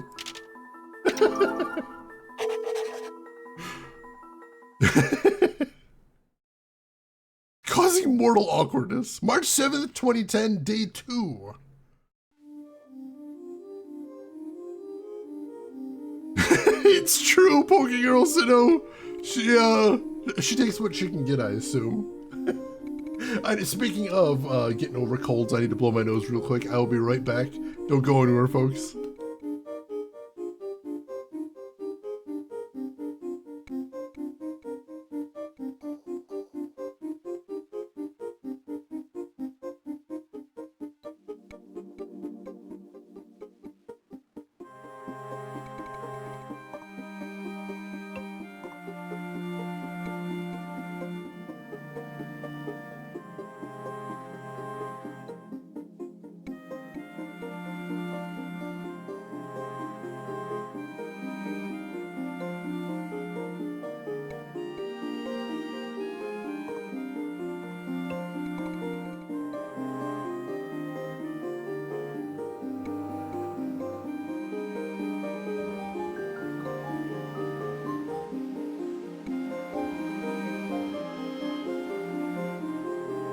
Alright, sorry about that.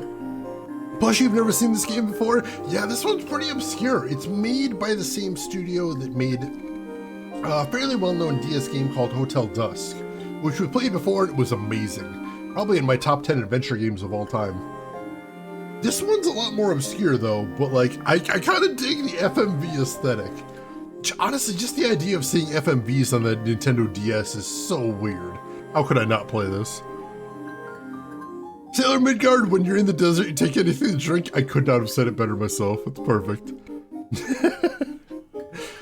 Oh, you used to have this in Hotel Dusk. Did you play both of them? How did you like them? I'm curious now. I had the same dream again. I'm in the room of that house. Crouched on the floor alone. There I am, holding my knees and crying. Then I hear Danny's voice from somewhere. Jay. The young voice calling me. I wipe my eyes and stand up to look for him, but I don't see him anywhere. Danny. And that's when I always wake up, when I cry out for him. So clearly he was the kid that went missing in the 5th Providence murder. Why he's not mentioning this to his own partner or anyone else, I don't know. You'd think someone would know about it. Let's see. Never made it through them, wandered off to the Spire back then. Fair enough. We played through Hotel Dusk. I really loved it. This is my first time playing this one though. So far it's not spectacular, but I'm giving it time. We'll see where it goes. Morning, Jay. How are you feeling? Sorry for worrying you like that yesterday. I'm fine now. I hope so. Something's been bugging me, though. What is it? After you collapsed at Hotel Miranda and went to the hospital, you were muttering something before you regained consciousness. I don't know why I didn't mention this yesterday. That would have been a good time to do it. It was like, what was that? What was I seeing?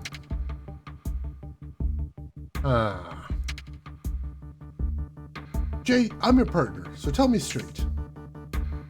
Did you see something at Hotel Miranda?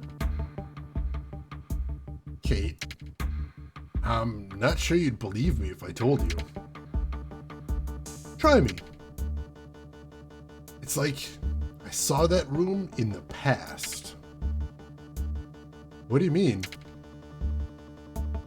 That's what it must have been. It was that room how it was back then. You want to tell me in plain English now? When I walked into room 315, a little before he got there, I felt a chill up my spine.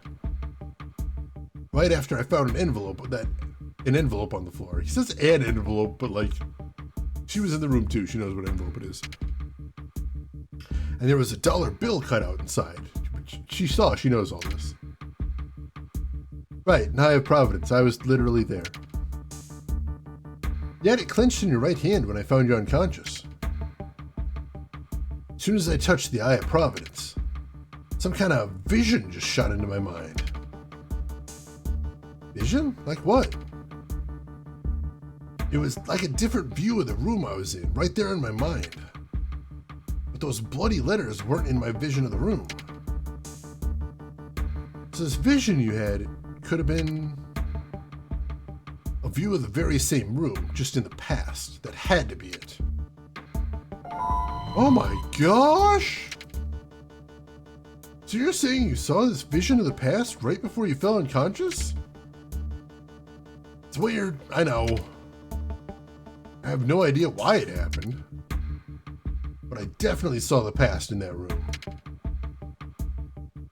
I know you wouldn't lie to me, Jay. Seeing the past? How do you expect me to believe that? So, what do you think about what happened to you? Think it just happened, or do you think you have some kind of special ability? What do you think it is? Oh, we actually get to choose? Interesting. My left eye is retrocognitive. It's true. I really like how some games use the DS different as a mechanic design. It is. They actually have a term for this, which is book style. Let's see. Wasn't there a time when all dollar bills had traces of cocaine on them? I think it might still be now, but yeah, there was definitely a time. Let's see. Our options are, it's just a temporary ability caused by shock, or it's a special ability I potentially have. Maybe it was just a shock. It could be a one-time thing, but I'm sure I saw a vision that's different from reality. What's going on? Don't they usually call those hallucinations? Same thing happens again, then I can be sure about my ability. But don't you feel scared? No, not really. I have a feeling this was somehow supposed to happen. But it's a fact. There's no doubt in my mind that I saw a vision of the past. So you saw the past when you touched the Eye of Providence. Okay, answer me this, Jay.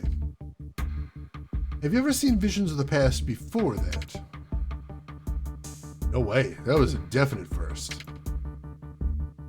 That awful feeling I got when I first went into the room. I felt that lots of times. When? When I was a kid. Get that same kind of throbbing headache.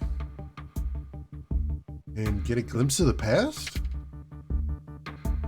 That's just it. I don't remember what happened after that. I remember my dad's answer when I told him about it. Don't worry, Jay. Your senses are a little different than those of other people. Different? Have you talked to your dad about what happened yesterday? Not yet. Well, your dad knows something about this. He could tell you why you saw the past in that room.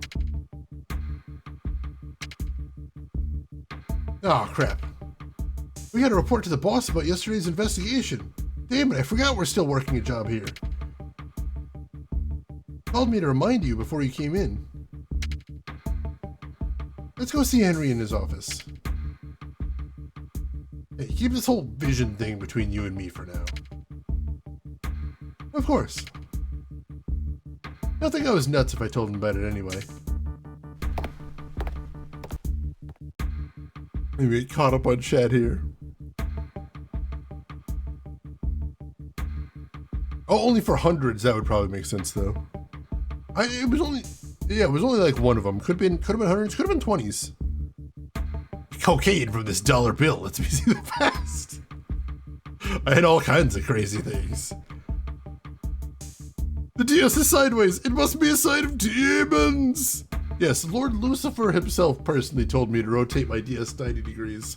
Seemed like a weird thing, but it seemed harmless, so I'm doing it. Hail Satan, by the way. Sam, how are you doing today? How's your week going so far? Hope everything's going well. How's the investigation coming along? You questioned 2 people involved in the Sam Coolidge murder. Oh yeah? Who'd you talk to? Alfred Brown, the man who found the body, and Philip Robbins, the detective in charge back then. Philip Robbins, huh? Haven't heard that name in years. How's he doing these days? Seemed like he was doing well. After we talked to those guys, something didn't add up. Let's hear about it. The testimonies about how the body was found contradicted each other. Detective Robbins was consistent with the CPD file, but Alfred Brown, the guy who found the body, had a different story. Maybe he just had a fuzzy memory of the whole thing since it was so long ago. But I like to press him a little more on that point. I could have done it back then, but I was a little sleepy-weepy and decided to just go to bed instead. Absolutely, check every angle. Yes, sir. By the way, Jay, you ever heard of Professor Gordon out of Clockford University? Sure. In fact, Dr. Gordon was one of my professors. I learned a hell of a lot about criminal psychology at his lectures. Dr. Gordon also worked as an assistant for my dad before he passed away. I'll be damned. Apparently, Professor Gordon was appointed as advisor to the police, specifically for the Kevin Cornell homicide that just took place at the Libertine. Gordon's a true pro. His advice has helped the police crack a bunch of cases over the years. So, Jay, why do you think they made Gordon advisor for this case in particular? Guess the police think Providence is back in action too. Is that what's going on? Yeah, apparently so. I'd like you to go pay a visit to Gordon. A good doctor might have something interesting to say about this. You got it, boss. That's our report for the day. We better get back out of the field now. Yeah, go get me some answers. I'm counting on you two. Yes, sir. Good thing they don't have to, type up their reports or anything.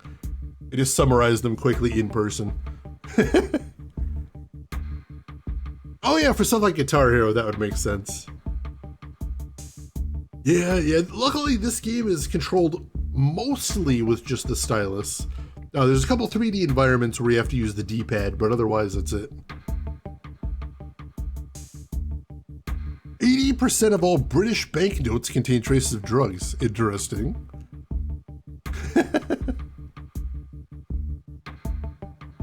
A wizard that finds out things. I like that.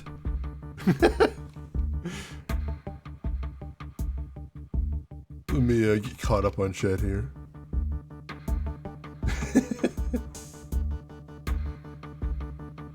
Oh, alright, Brooks. Gotcha. Hold on a second, Jay. When Henry asked you about Professor Gordon, you said something like before Dad passed away. So your father? My real father died when I was a kid. The man who raised me after the incident was close friends with my natural father. And since I didn't have any other family, he took me in and raised me as his own. Oh. Frederick Weaver is the man who raised me. He's a professor of child psychology. Who told you that your senses were different? I mean, which father? My dad now, the one who adopted me. Now Dad, not then Dad. Not dead Dad, now Dad. You know what? There's somewhere I'd like to drop by before we start today. Let me guess, your dad's place. No, 7-Eleven, I'm so thirsty. How'd you guess? Is he really easy to figure out, I suppose? Like, painfully easy to figure out? Oh God, Sailor Midgard, I'm so sorry. At least you didn't have to do that in hotel rooms. I've heard that's grisly. That's true too, that's true. All right, yeah, let's go ahead and move. Let's investigate. Sure, it's literally our job, so. All right, so Jay's family home. He said he wanted to go there first, so let's do that.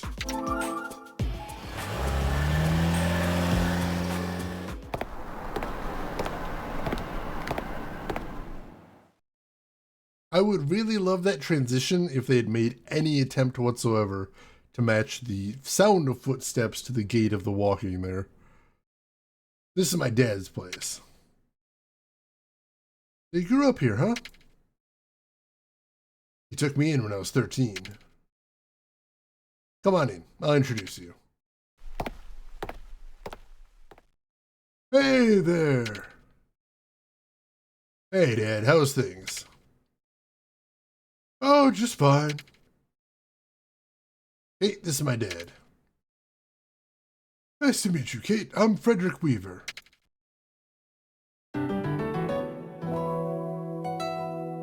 Age 59, Professor Child Psychology, Jay's adoptive father.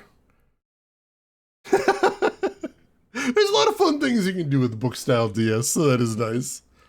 I really enjoy it.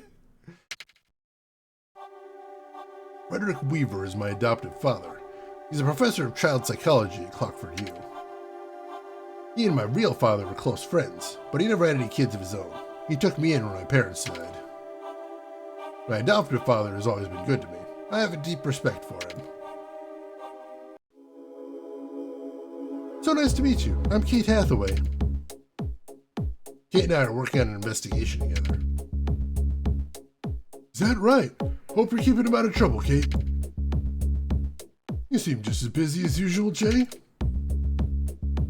I am. We're in the middle of a serious case here. We just reopened an unsolved case from 19 years ago. Oh no. Don't tell me that's what I think it is, Jay. We got it. Providence murders. I don't believe this. There was a murder at the Libertine Hotel yesterday. It was set up just like one of the Providence murders. Right before the murder, there was a letter sent to the Clockford Times. It was addressed to me. Told me to go back to where the very first murder took place. I've already covered that with every other character in the game, but I felt like I should repeat it to you, too. And then what? Well, I went. There was a message written on the wall in red paint made to look like blood. It said the tragedy from 19 years ago was about to happen again. Presumably the player saw that part, but let's recap it again. I enjoy it. Oh, God. Now, I have Providence cutout was in the room, too. Let it go, Jay. Leave this one alone and take on something else. Anything else. Dad. Why do you say all that, sir? Hasn't he told you, Kate? Jay is the sole survivor of the Providence murders. His parents were killed by that maniac. Oh my God! Weird that didn't come up in conversation before. Oh yeah, sorry, I forgot to mention. Yeah, my parents were murdered by this serial killer we're investigating now. It slipped my mind. Sorry. What's cool is when they mix standard and book styles. Yes, we played a game like that. It was a Japanese only game called the Nashi no Game. Translates to the Nameless Game. It was a horror game for Nintendo DS. Mostly in first person, which is very unusual. And some segments were played normal style and some segments were played book style. Which made it very challenging to stream. Trying to figure out a way to convey that. Since I had to keep turning that back and forth. Also, me over here, I was using a controller in the emulator and I had to keep turning my controller sideways and back. What was it called again? Let me toss it in chat here, because I can do that today, thankfully. Nanashi no Game. Yes, it is. It's a Japanese-only Nintendo DS horror game. There is a fan translation for it, which is what we played. If you want to check out some video of it, it's on my YouTube channel. They made a sequel as well, which also was fan translated. I didn't play that one on stream because, unfortunately, the central puzzle of the game involves wordplay, which is very difficult to translate, and the fan translators translated it literally. And as it turns out, wordplay translated literally is basically impossible to solve. So I could just go through with a walkthrough, but I decided not to, unfortunately. Is it better than Dementium? Oh, low bar to clear. Yes, 100%. Actually, it was pretty interesting. It was a pretty interesting game. It was kind of spooky. Very unique gameplay. And, you know, they really took advantage of the DS hardware with the turning it sideways. For anybody that hasn't seen it before, the way they did it was the first person segments were you playing your character and use the DS normally like that. But also you had some like visions / hallucinations that looked like an 8-bit video game. And those were done in book mode, which is very cool.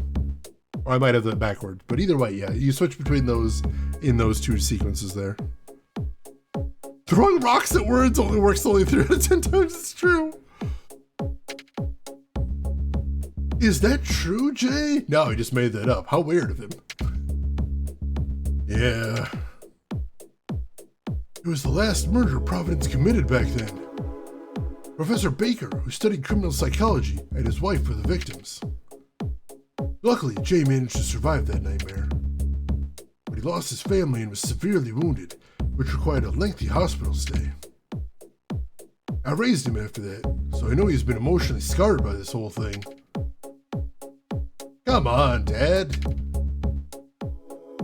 I never felt right about you getting to the FBI. I thought that someday you just might go after the guy who killed your family. Listen to me, son. This Providence investigation is not the way to go. If you dig too deep, I'm afraid you might end up digging your own grave. Something bizarre already happened. What? Tell me about it, Jay. When I went to that hotel room and I touched the eye. I know this is weird, but I saw the past. I saw that room as it was in the past. What? You saw the past? I couldn't believe it either when he told me. He said it's the first time he'd ever seen anything like that. But when he was a boy, he'd experienced a similar feeling. And when he told you about it back then, you said something like, his senses were a little different than those of others. Yeah, I said all that. All right.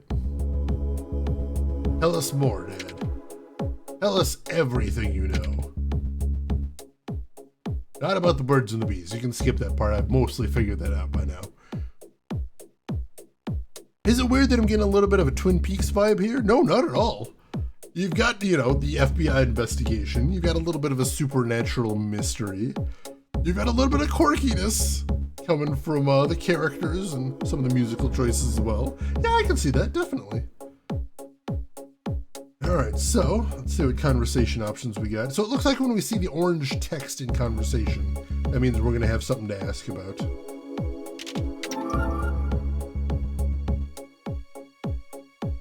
What did you mean when you said my senses were a little different?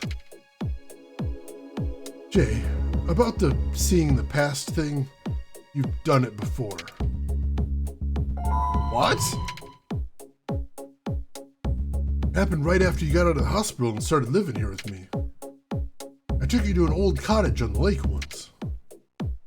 It was empty, but as soon as you set foot in that place, you pointed to the window and said, Dad, there's somebody standing by the window crying. Then you complained of a headache and passed out. When you came to, it was like you forgot it ever happened. Later, I found out there was an incident at that cottage several years before. Someone was brutally murdered right by that very window. This is too weird. He's had those visions several times. And afterwards, he'd get a headache and pass out. Then he'd come to, and it was like nothing ever happened. So he's had this power to see the past all along. I'm not sure what it all means. Why he even has such an ability. One thing I know for certain is that Jay has a significant connection to the Providence murders. I saw someone playing a game not too long ago that I'm like 99% sure had a Twin Peaks reference with like a red hallway, people talking backwards. Was it Deadly Premonition? Because Deadly Premonition heavily lifts from Twin Peaks, to the point where they actually had to change several elements at the advice of their legal department.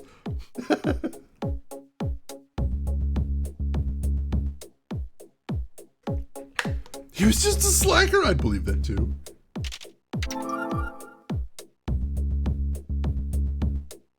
Extremely Twin Peaks coded. Dad, why don't you want me investigating the Providence murders? Is it just all of the obvious reasons? I worry about you, Jay. If you get involved in those cases again, I'm afraid something might happen. When your real dad was killed, I thought he was the last one Providence was after. The FBI gave him a dangerous job, you know. They put him in charge of profiling Providence. But when Baker was killed and his house was set on fire, all the data went up in flames. After that, the profiling was just put on hold. That's why I worry about you, son. If you look back into Providence, you will kill again. It'll be your fault, and I will blame you for it. Oh yeah, Mizurna Falls. I want to play that one, but also it uses the ticking timer mechanic, and I kind of hate that. But it was, in the last couple years, fan-translated for the first time, so I am very curious. Listen to Mr. Crocker, he wants what he thinks is best for you. Oh god. There's a Twin Peaks fan game. That one I hadn't heard of before. So he's not just, I mean, I assumed he was afraid because he's like, you can't be chasing after your father's murder with FBI resources. That's kind of like, that's not sane. You got problems, dude. That's vengeance. That's how you get into a bad action movie. I think it's on Itch.io? Alright, I'm gonna have to look that down then. Yeah, that's what I kind of heard, Rooks. Like, I was so excited when it came out, and then I know a couple streamers that played it, and they're like, yeah, maybe there's a reason it didn't come out in the US. Hey, Seamus, welcome in. How are you doing, Seamus? Believe me, I expected these things when I started playing it, since the game is literally cold again. How are you doing today, Seamus? Hope everything's going well. I do too, Pokey. I mean, I just love weird niche games in general, which is why I started this channel in the first place. So here we are. Alright, I don't think we have anything else to show him then, so yeah, move on, I guess. I understand how you feel. But if my real dad was the last one on Providence's hit list, like you say, then I have no reason to be afraid of him. Yesterday's murder was the work of Providence, and no one can stop me from bringing him to justice. Alright, Jay. Seems you've grown into a stubborn man. Yeah, I guess so. You planning to use your visions for this case? I can figure out how to control them, absolutely. Very well. Got your mind set on this? Then there's something I want to give you. Hold on a second.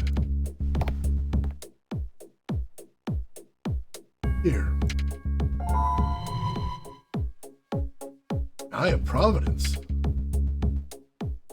Found that in your father's office after his death. But it's not criminal evidence. Baker cut it out himself to get an image of Providence.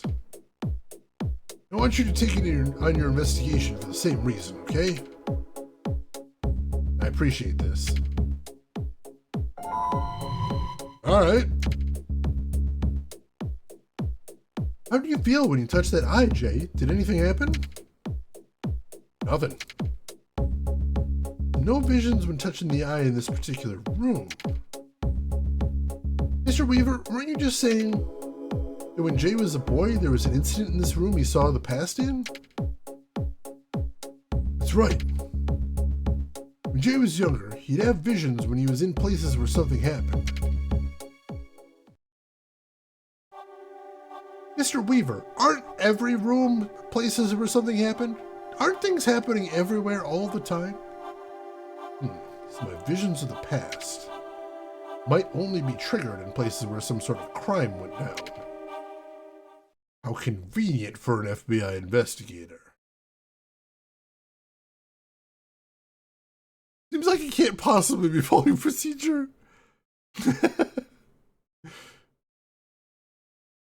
Yeah, my camera is reversed.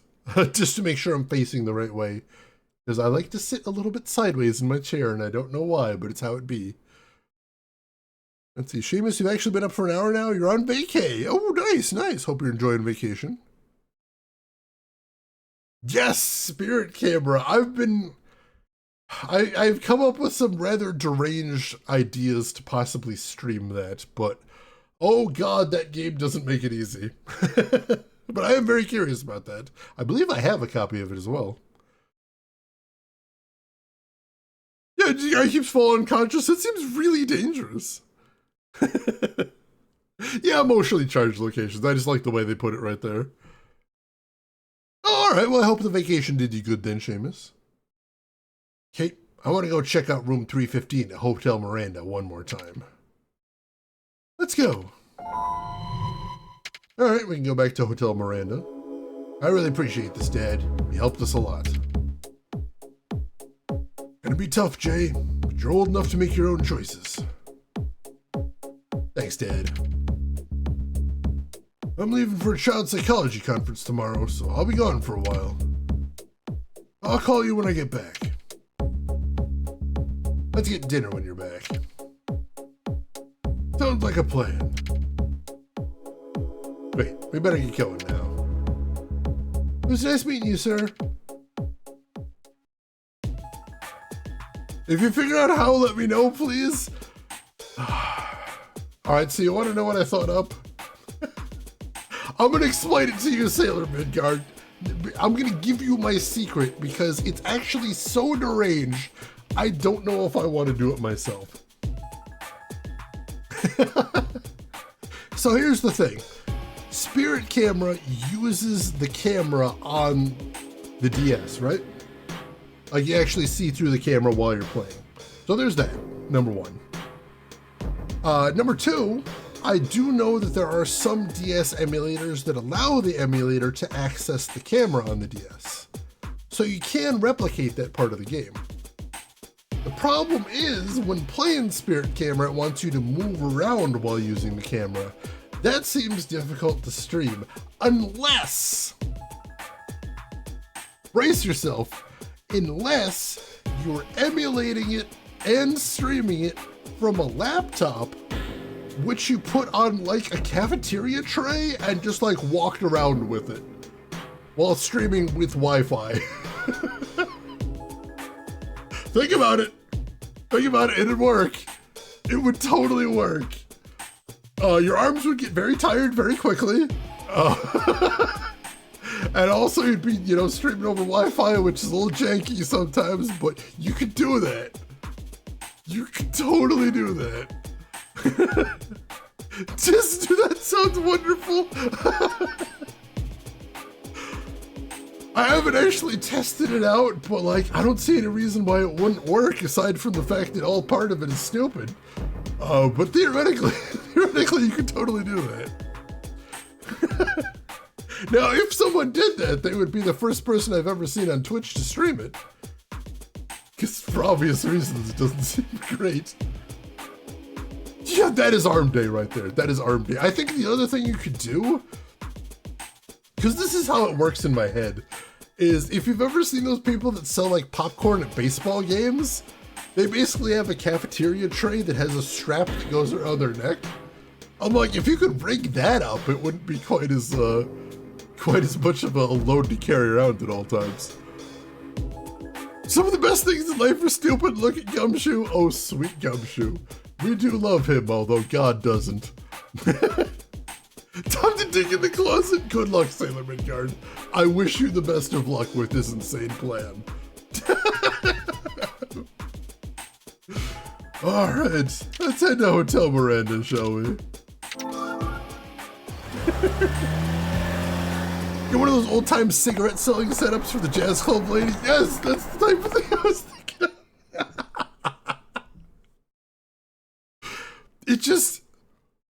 It's one of those things where I'm like, I have all of the ideas in place. The theory is all done. I could do this, but the problem is, it sounds exhausting. Just thinking about it, I'm like, I don't want to do any of that, which is why I haven't yet. But as you can tell, I put a lot of thought into it. Too much thought. This is clearly too much thought that I put into this. You going in alone? I better. Wait for me here, Kate. All right. Large point iridium challenge? I suppose. I'd have to test it first, just to make sure the theory is sound. And that's when I run into a problem, which is that I don't actually have a good laptop. Like, I think the only laptop I have in the apartment is like 10 years old. So like, I need to actually get a decent laptop, which wouldn't be a bad thing to have in general, but that's the one thing I'm really missing there. If we get to wear a matching costume, that's the other problem there, is also I'd have to give everyone a tour of my apartment, and that means I'd have to clean up my apartment, and I don't want to do that either. The execution would be horrific, but amazing. Like, I have all the logistics hammered out, just sounds so horrible to actually do. 19 years ago. Hotel Miranda, room 315. Oh, rent a community center. Oh, sure. The path of least resistance there. Like, for a second, I was like, I could probably find an abandoned building and just stream from in there, but I'm like, probably not great Wi-Fi in the average abandoned building. Not living the hobo life? Not quite. Difficult to stream when everything you carry around has to fit in a hobo bindle. I want to know everything that happened here. Touched the eye of Providence when I first came in here. That's when I saw the past. Now, if I could just remember what it was like.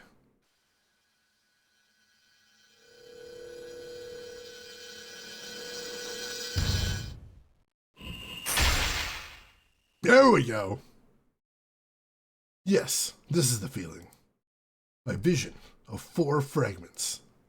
Now I'll find clues in the truth in the differences between past and present. Concentrate and feel my way. This power will lead me to the answer. Alright, so for anybody that missed the beginning of the game, this is the gimmick right here, is that he's got this sort of weird power that allows him to see the past, but just through his left eye, which is not just a cool gimmick, but literally the perfect gimmick for the Nintendo DS. So that is really neat. Even if you couldn't get through the whole game, I feel like the attempt would be worth it. That's why I keep thinking about it. Like, that's why it hasn't left the front of my mind, is I'm like, I don't know, maybe I should try. Maybe. I thought you were living in a castle made from board game boxes. I probably could at this point. God damn, I've got so many. And I just got a new one last week. It's a campaign-based style game called Earthborn Rangers. I've heard very good things about it, number one. It looks really cool. I love campaign-style games. Slash legacy-style games, they're sometimes called. Also, I really like the company that makes it, because they were really committed to making it so that you could, if you wanted to, drop the entire box with all of the game materials directly into cardboard recycling and it would be accepted. There's no plastics in there whatsoever. 100% recyclable. Very cool. I dig that. Alright. I'm going to pick up my sideways controller. I'm actually holding the controller like this to play the game. In the 3D sections, anyway. I see our first difference already. Which is in the past, you can see a giant blood smear on the ground.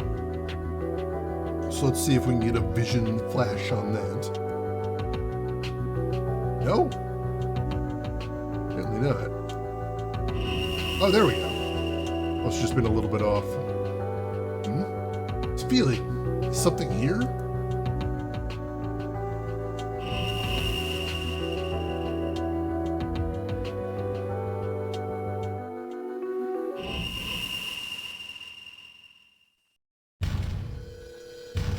Yes.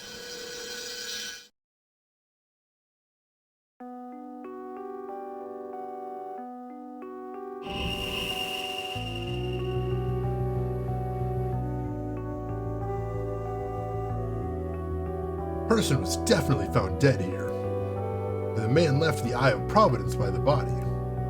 Providence, is it him?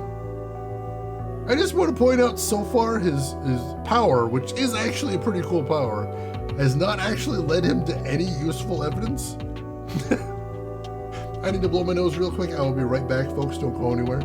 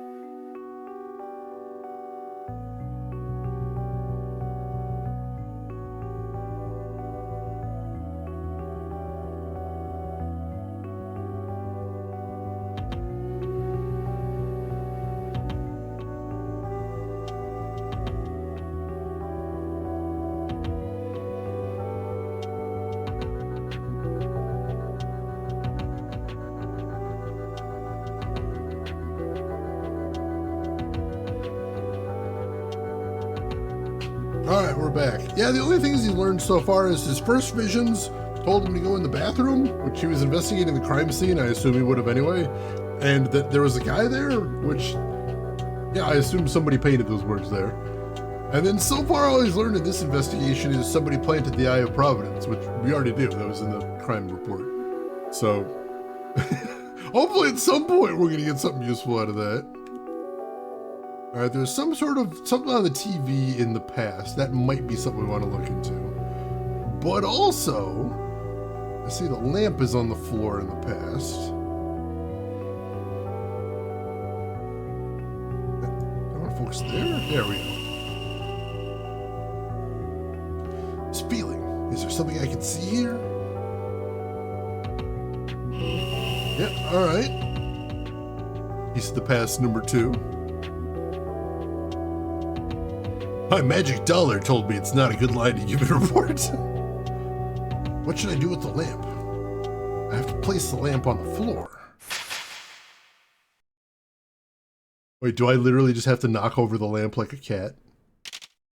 Oh, no, I gotta... Yep.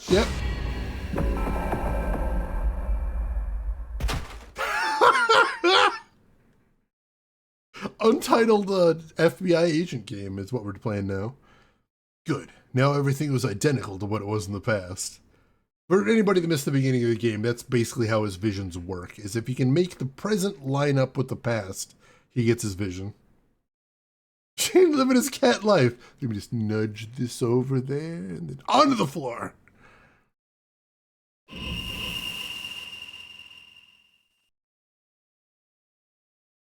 Alright, what do we do?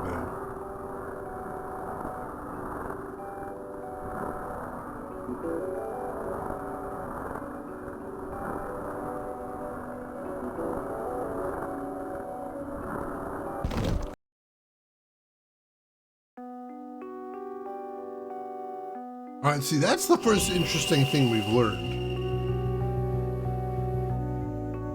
That's something we can work with. There's a man holding his head in his hands. The killer and the victim were talking in the vision. Killer and the victim knew each other? Sure seems like it. That's interesting. And I don't think... Let's see. Oh, it's the TV remote. I'm like, what's on the table there? I think that's supposed to be the TV remote. Can you open the drawer? The side chest. The placement is the same. Guess we can't open the drawer. How about these ones? It's a large chest for guests to use. Shane is Maine Coon! Oh god! Alright, nothing over here. But at least for now, the game doesn't seem to want me to search in anything. Can't open any of these cabinets, it would seem. No. Can I go in the bathroom? We can. Alright. There's a little crack on the mirror here. We saw that before. Was that could be significant? Nope, I don't feel anything here. This might not be the place. I don't know, it's a difference. It's literally different. It'd be like that game. Cripes. Alright. Everything in here looks the same. Aside from wear and tear, I guess. We're not considering that, I suppose.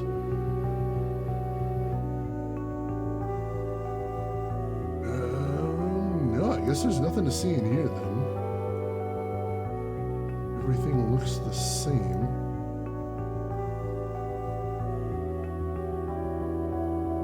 Including that mark on the wall back there. Alright. Please remake my favorite Halo game, Harvester. That was a weird night. It occurs to me just how much of my life is double checking standards compliance. Oh god, I wish the same was true for me, but yes. Kissa, thank you for investing in a Harvester sequel right here. I think it would be kind of cool if Harvester had like a double vision mechanic right there. What it would be was for the phone version of Harvester, which of course there would be, you'd have a mechanic where you could see into the past. And what it would be is that you were able to see what was happening in the original Harvester. Now, there'd be a couple ways we'd accomplish this. Number one, because we don't have two screens on your phone, you'd have to buy a second phone. Otherwise, the mechanic wouldn't work. It's okay, we'd sell the phones. Also, like, how would you line up the two? We wouldn't really, because that's a lot of trouble. So it's just that the second phone would just play Harvester on there. But hey, bonus game. That's kind of cool. Neat. Buy our phones, though. Brilliant plan. This game's gonna be awesome. And thank you for the redeem, Kissa. All right. The only other difference I saw was the TV in this. Oh, also there's a mirror over here and there's a picture in our time. Check that after you get closer. All right.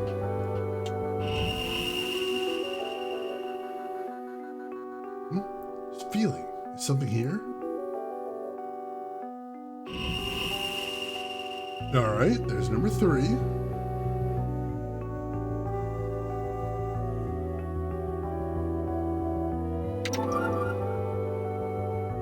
There's a picture on the wall. The picture has been replaced. I have to find out where the picture was put away. That's weird that... Like, where the word picture is cut off, that's not my capture. That's actually in the game. That's weird. Alright, so I guess we need to find the original picture, too. Maybe we do have to check in things. Can we check in the, like, wardrobe thing here? Closet door is closed. But I can fix that. The door won't open any further. Something on the door. What should I do? What are we doing here?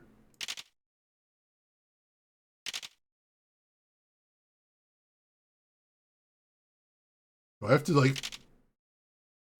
There we go. So I had to drag the doors open, then very quickly tap on the thing in between the doors. Not really a puzzle so much. closet is now open. There's a mirror. I need to put this mirror back where it was. A little janky, but alright. We got it done. Alright, let's go ahead and put the mirror back. See what happens there. Inventory. Mirror. Use mirror on picture.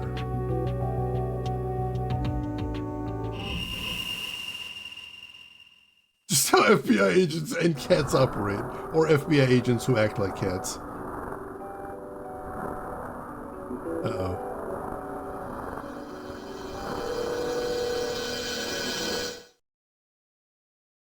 Man, he got right up on that dude.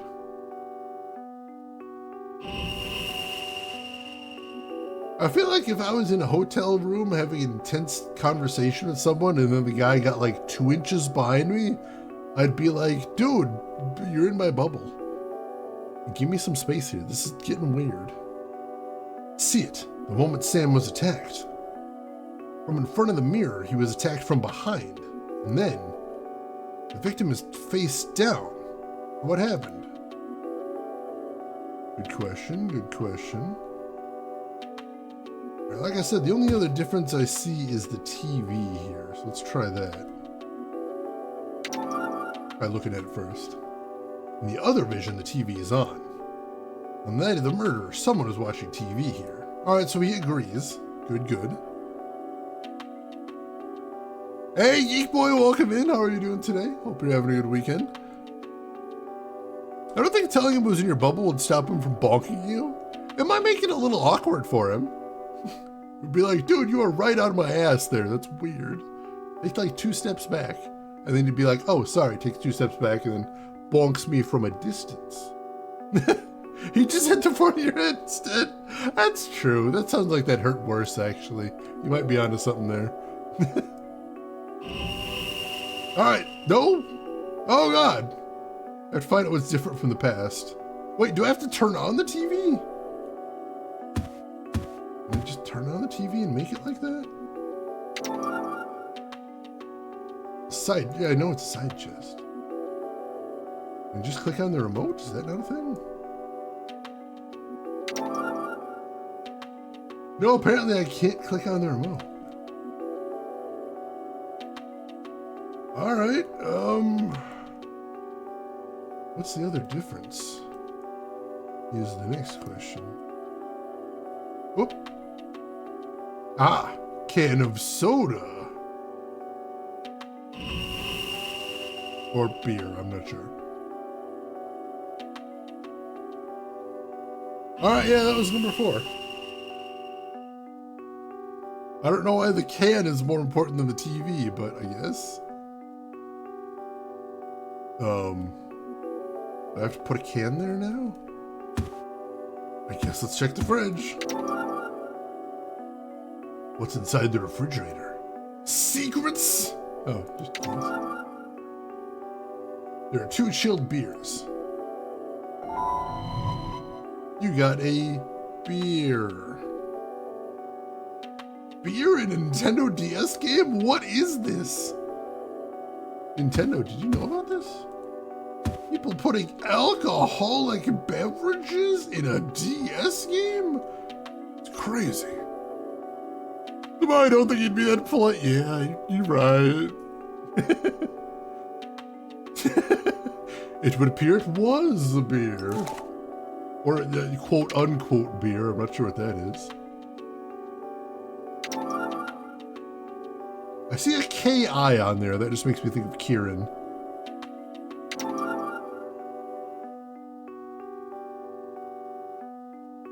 Trying to match the vision of the past. I placed the beer on the table.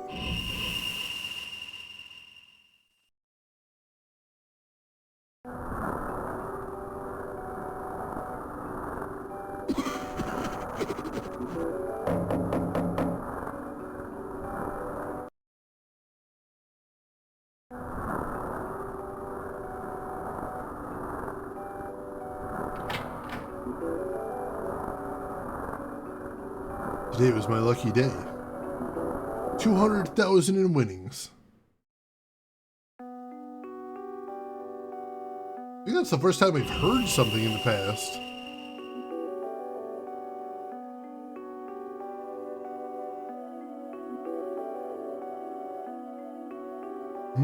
200,000? What am I talking about? The man was drinking beer. There were no traces of alcohol in the victim. The one waiting in the room was the murderer? And the victim was actually lured into the room. Past has been recreated. Now I know the facts. I must see the truth by connecting vision fragments together. How? Is there still some information that I don't have?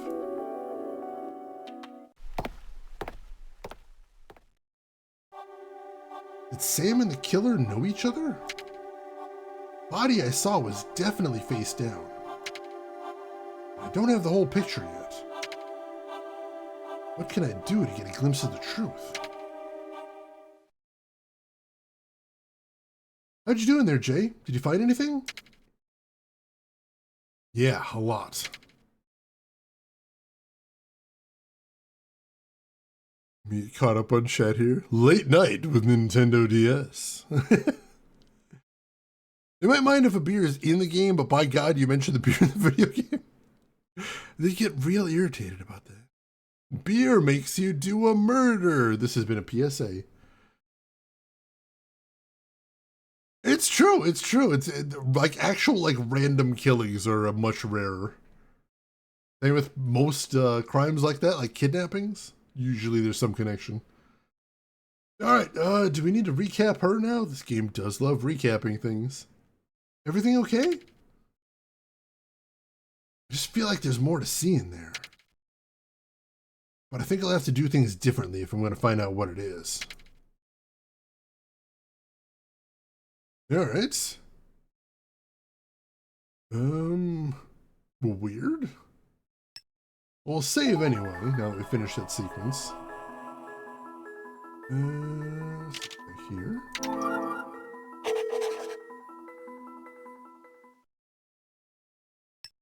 Well, I think we've still got at least one place we were going to check out, right? Oh, Clockford University, right. Gonna stop over there and talk to the professor. Sure, we can do that. That means I can put the controller down for now. Thank goodness. Can hold it like that's weird. Not terribly comfortable. So, this is your alma mater.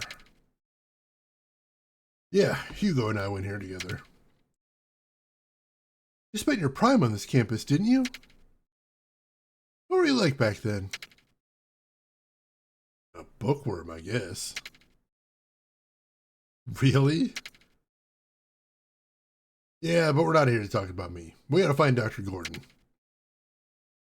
Fine. Yeah, unlike in fiction where most murders are depressingly mundane and not elaborate plots, it's true. Ooh, what kind of slides? Well, if it isn't Jay. This guy looks like somebody. I can't quite place him, though. Dr. Gordon, long time no see. Ooh, comfy ones. Those are nice types of comfy slides. Looks like you're doing well. And who's your friend? Nice to meet you, sir. I'm Kate Hathaway. I work in the Special Crimes Squad with Jay. It's a pleasure to meet you, Kate. I'm Edward Gordon. He just looks smug. He just exudes smug. Age 43, professor of criminal psychology, former assistant to Jay's late father, Professor Nicholas Baker. Rubbery with a padded heel sole. Ooh, that does sound nice. Hopefully they are everything you're hoping. Dr. Edward Gordon was a mentor to me in college and my late dad's assistant. He's an authority in criminal psychology. He's done a lot of research on what drives criminals to do what they do. My choice to become an FBI agent had a lot to do with his influence on me. What can I do for you? My boss tells me you're working as an advisor for the police. The FBI doesn't miss a trick. That's right, I'm helping out on the Kevin Cornell murder case. The police are worried that the similarities between this murder and the unsolved Providence cases mean it's likely that Providence is back. We agree with the police on that point. We actually reopened the investigation from 19 years ago. Really? Have you corroborated evidence to link this crime with the past? Nothing concrete, but we have a pretty good hunch that the recent murders were definitely Providence. Hunch? Come now, Jay. Try to keep your emotions out of it. That deduction itself is entirely reasonable. Which is it? Don't chide him and then agree with him. Dr. Gordon, just before Kevin Cornell was murdered, there was a letter sent to the newspaper addressed to the FBI warning of the crime. It parallels a letter that was sent just like that 19 years ago. The letter was addressed specifically to Jay. It told him to go to the scene of the first Providence murder 19 years ago. And the location of the initial homicide was Hotel Miranda, room 315. And did you go there? Yes. There was a message written on the wall in red paint made to look like blood. Jay, remember that tragedy 19 years ago? It's about to happen all over again. Interesting. An Eye of Providence was in the room too.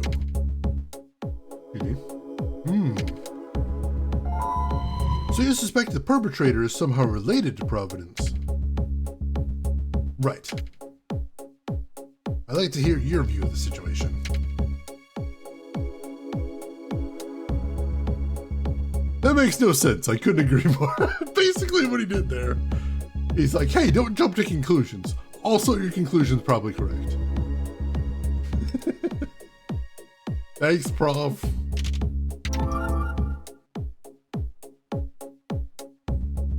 What's your impression of the murderer in this case?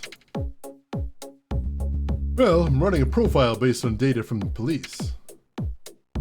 What I have right now indicates a white male residing near the crime scene. An exhibitionist who's been infatuated with the concept of taking human life for some time. Alright. What do you think of the relationship between this criminal and Providence? The way I see it, the person who killed Kevin Cornell and sent you the letter are one and the same. But the suggestion that Providence committed this murder is highly improbable. Why is that? Whoever wrote you that letter knew of your connection to the Providence murders.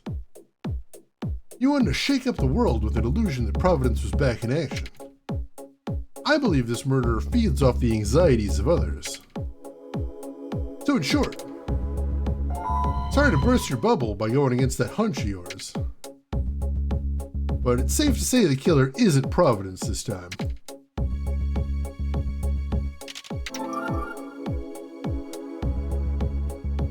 Hunches are essential for any FBI agent. I've known many detectives throughout the years who solved cases in part due to that valuable trait. While hunches shouldn't be thrown out altogether, they shouldn't be the pillar of an investigation either. You want to get to the bottom of an unsolved case, you must rely on calm, rational thought with a healthy dose of analysis. This is my advice to you, Jay. I like how he's talking to him like this is the first day on the job. Agent J and Agent K, but no cool gimmicks in sight. It's painful. Where are they? I mean, one of them does have weird past vision, I guess. There's that. Don't rely on hunches. Base your investigation on the facts. He explains as if I haven't done any of this before. I don't think we have anything to show him, really. So I could try showing him the letter? Nope. Alright, yeah, probably nothing to show him then. Alright, so let's go ahead and save.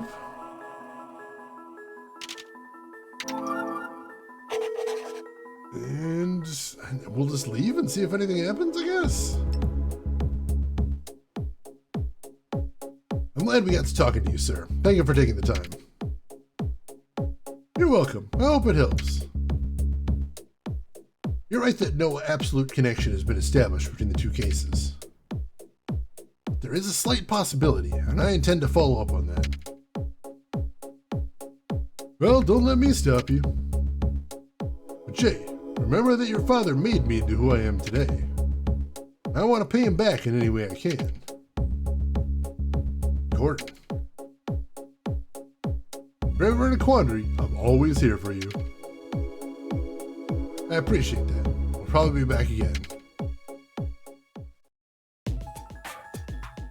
Oops, they were load-bearing bosses. Gotta hate when that happens. I'm not a huge strawberry person, no. Occasionally I get in the right mood for it, but not a whole ton. Alright. So we don't have anywhere we're being told to go to right now.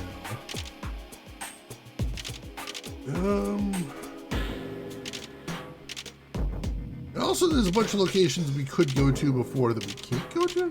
Or no, we can. Let's go pester to Alfred Brown.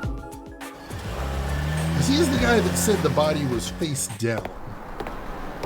And we know that he was face down.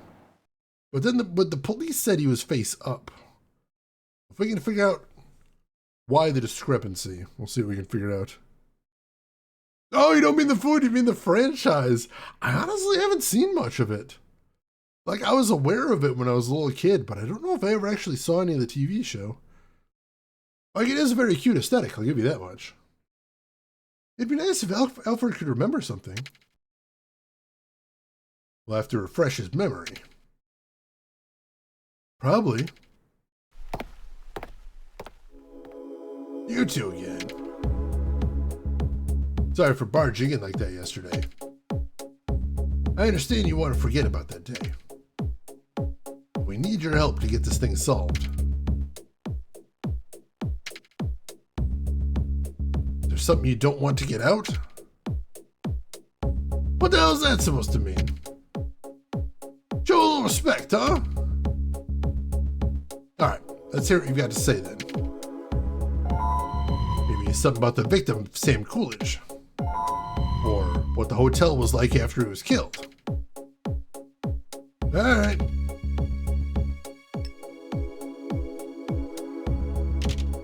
Let's see what we got here. Oh, I didn't know there was any games for it, especially not back then. Are any of them any good? Anything worth playing? What kind of guy was Sam Coolidge? We weren't exactly what you'd call best pals, okay? But we worked the front at night together a few times. Sam wasn't a bad guy, but he'd tell stories and make himself sound like some big shot. The guys used to call him Windbag Sam. Kind of stories. Let me see. Like one time he scored this big job and made a boatload of cash. Or that he gambled his way into a lot of money. He liked to brag about how rich he used to be. And he'd get himself plastered on cheap booze a lot. Oh yeah, and he was always buying lotto tickets, but he never won jack. That's about all I can muster based on my relationship with Sam. Oh, you grew up with some of them. All right, what type of games were they? I'm guessing platformers, because that was kind of how they did licensed games back then.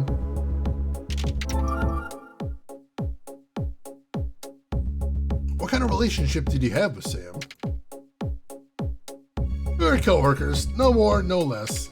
You know that room where he was found, 315? That wasn't hardly occupied at all. It's kind of a place to relax when we didn't feel like working. Sam would round up some of the guys for poker in there now and again. But you know what? That piece of crap never invited me once. That's the extent of our relationship. Like I said, co-workers. You know, though, even if he did ask me to join him, I had a family to take care of. No way in hell I was going to lose my hard-earned money at the gambling table. That's fair. 3D platformers, collection stuff. Gotcha. Interesting. I'm not usually a big platformer guy, but I'd definitely look into them. What was the hotel like after the murder? How should I know? I skipped town after it happened. Why? Because I quit my job, that's why. Alright, but why did you quit your job? Why did you quit your job? She has a problem with gravity, don't we all? Did it for my kid. He was real sick, so we had to move to get him decent treatment. I heard Washington had a good hospital, so we packed up and went. And thank God we did. That move saved his life. Once my son healed up, we moved back here. Got me a job at a different hotel as soon as we came back. I finally got to retire earlier this year. Alright. Seems like everything we can ask him. However, can we present him with the police report, I wonder?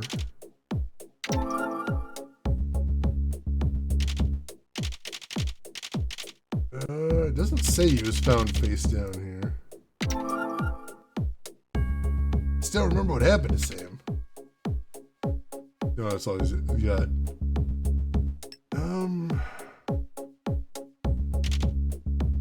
don't think we have anything else here.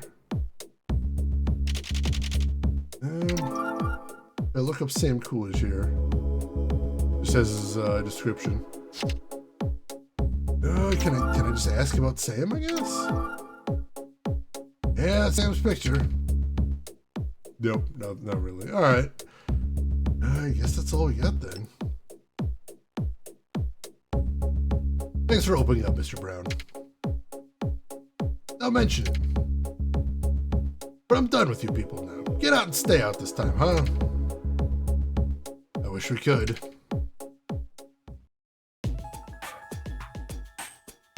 Alright, so if he won't tell us anything about the discrepancy, maybe we can ask the officer again? If not here, we can check back at forensics, see if they have anything new since yesterday. Because yesterday they didn't have anything.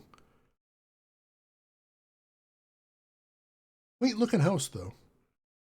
Wonder if Mr. Robbins is home. Let's ask him a few more questions about the crime. You folks again? Mr. Robbins, we'd like to ask you some more questions about the old cases. Typical FBI meddling. Now that I think back, the feds were like that back then, too. The victim's wallet was gone, and we checked into the possibility of a robbery.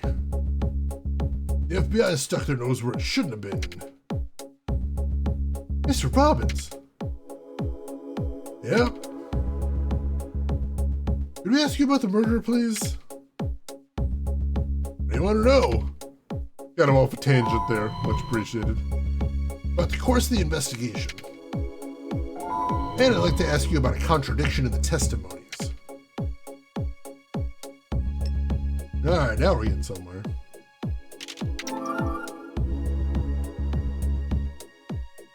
Tell us a little bit about the course of the investigation. Like I said before, we were looking at it as a robbery gone bad. But then other homicides started cropping up, with the same kind of clues left behind each time. Then the FBI butted in all of a sudden and took control of the investigation. My team on the Sam Coolidge murder 19 years ago ended up under the Fed's jurisdiction. We couldn't even pursue our suspect freely after that. I assume the suspect is the guy we were just talking to. Do you want to press on that statement? Push it real good. Who did the police have pegged as a suspect at that time? Alfred Brown, the man who found the body. We noticed the victim's wallet was gone when his body was found. Among those who worked with the victim, Alfred Brown in particular was having money troubles related to his son's health. But that wasn't the only thing that raised our suspicion. Alfred was working the night shift for the night of the murder. And he wasn't close to Sam at all, but he happened to be looking for him. I tell you, Alfred was looking awfully guilty at that point. Let's see why. Did you ever find the victim's wallet? Nope, never did find that thing. Sam Coolidge wasn't what you'd call well-to-do back then. No, it probably wasn't more than a few bucks in his wallet, if that. But then, why would the criminal be after an empty wallet? Just wanted something in there other than money. It's hard to imagine he'd be after that lotto ticket. Lotto ticket? Apparently Sam Coolidge was a lottery addict, buying tickets from a kiosk in front of the train station. He'd use the same lucky number every time he bought one. Same number. He told people it was a number related to the luckiest day of his life. Thing is, he didn't win a damn cent with that number. That's something new. Keep that in our mind, I suppose.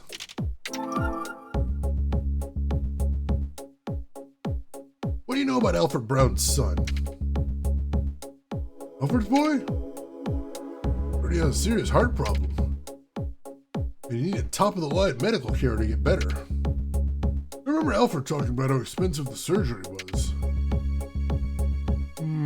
And then suddenly after the murder, he rushes halfway across the country to get exactly the surgery he needs.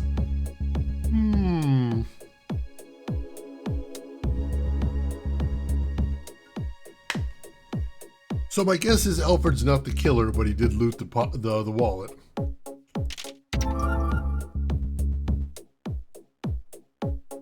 Alfred Brown's testimony was inconsistent with yours, sir. Let me guess, the direction the body was facing? It was definitely face up. I told you before, when the police went in, he was lying on his back like he was sleeping, but he was dead. Look at the file if you don't believe me. No, I do believe you, just double checking. Alright. I guess we loop back to Alfred now. And press him on the new details we just got. You've been a great help today. Glad to hear it. We'll be going now. You gave us a lot to think about. Yeah. You know what, Kate? I'm pretty curious about Alfred's son. Wish we could get some more info on Alfred. I know. Hey, why not ask Hugo? He's a journalist, right? He might get his information from different sources. Good point. Alright, I guess we're calling him next, kid. I mean, they're at the FBI. I'm sure they have some ways of getting information, but apparently we can't use any of them now. Let's see. It feels weird that the direction is so inconsistent. Like, what difference would it make flipping it? Why would it be flipped? Wait, what do you mean? Like, inconsistent. I'm not sure I follow you there. Call Hugo.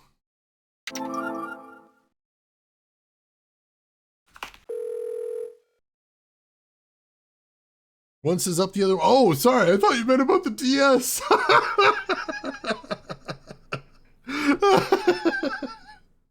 I thought we were talking about the DS being flipped. Gotcha. My theory is that basically he found him face down, and then like he mentioned something about that when he found him face down, he had to like gather up the courage to check on him. Like I'm thinking that once he checked on him, like he saw that he had like a bulging wallet and had to flip him over to actually get to his wallet. Or maybe he flipped him over to check for a wallet in the first place. So I think Alfred did find him face down, and then he's the one that flipped him face up and took his wallet, and that's why the police found him face up. That's my guess anyway. Hello? Hey, what's up, Jay? Think you can do me a favor? You bet! There's something you want me to look into? Want some info on the guy who found Sam Coolidge's body 19 years ago. His name's Alfred Brown. Hoping you can get your hands on something the cops don't have. I'm your man, I'll get right on it.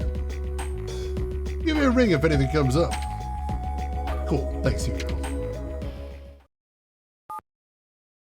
Any luck? He said he'd look into it. Great. Now we gotta get back to finding our own answers. Alright, well, like I said before, I think the next step is going to be to check in with forensics, see if they have anything new. Let's see, I would think check to see if he's dead or alive. Only reason I would touch a body, but I'd report that shit. Well, or attempt CPR. Yeah, one of the two, but like not telling anybody to flip the body. I mean, I suppose he was under investigation for the murder, so maybe he wouldn't want to be like, oh yeah, I was definitely touching the body, but I didn't kill him. That probably would sound suspicious. But yeah, I do think Alfred's the one that flipped the body, for one reason or another. What reason, we're gonna have to find out. But you remember before, Jay asked him if there was something he didn't want coming out about the crime scene, and he got real defensive. Working hard? Hey there, Kate. Has anything new turned up on the Kevin Cornell homicide case? Not yet, I'm afraid. Alright. How about on your end? We've been focusing on the Hotel Miranda room where Sam Coolidge was murdered 19 years ago. But we don't have anything yet. Oh well. I've been checking into the past records myself, you know. Can you tell us what you found? Sure. You're going to have to go through a different menu to get it, though. Finds body, tentatively checks for a pulse. Sighs, thank God he's dead, nowhere's that bloated wallet. Honestly, that's kind of how it must have played out in my thinking. I mean, he already said that he knew that this guy was constantly bragging about hitting it rich and playing the lotto. So maybe he's like, well, dead people don't need lotto tickets.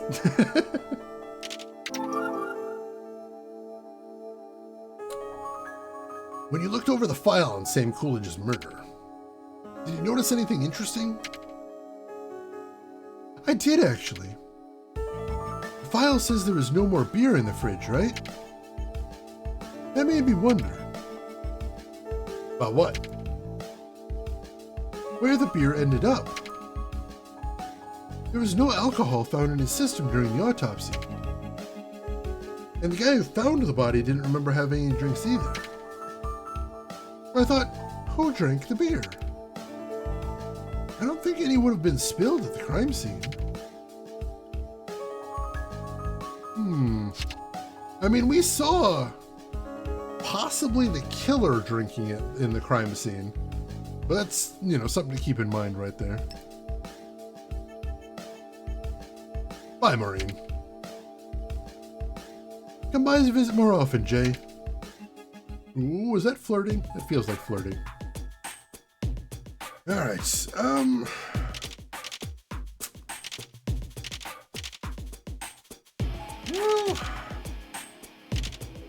guess we can check in with Homicide and see how our least favorite police officer of all time is doing.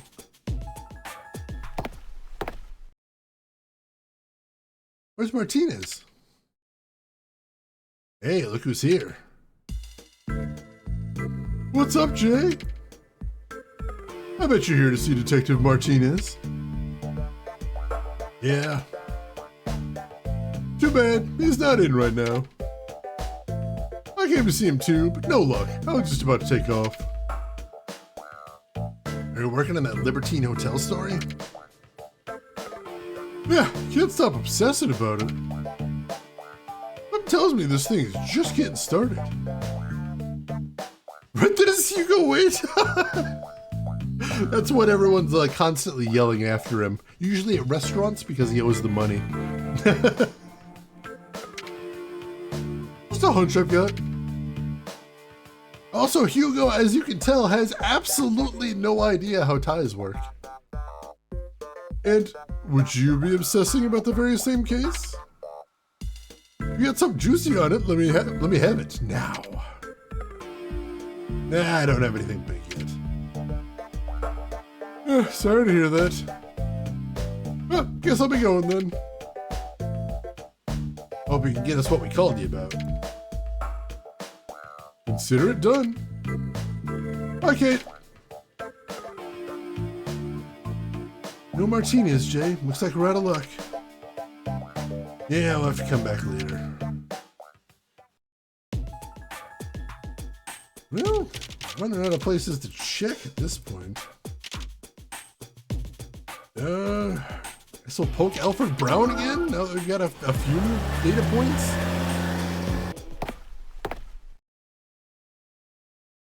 Looks like Mr. Brown is home. Probably not excited to see us in the slightest. Thought we were done. Former detective by the name of Philip Robbins told us some interesting stuff. Great. That's what motivated us to come over here and ask you a few things. In particular, about your son's illness and when you found Sam's body. Ah, come on! Nope, we gotta get answers here, buddy.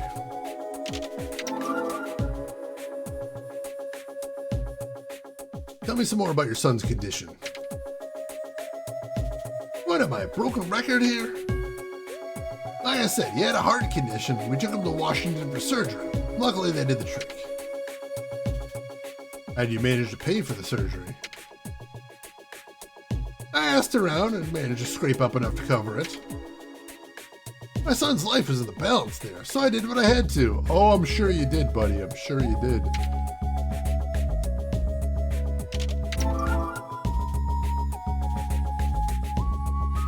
Tell me which direction Sam's body was facing again. I already said he was face down in his stomach. Are you absolutely sure about that? Well, I can't say absolutely. This is all a long time ago, after all. Give you an absolute on that. Oh, is that it? Come on! Nothing else?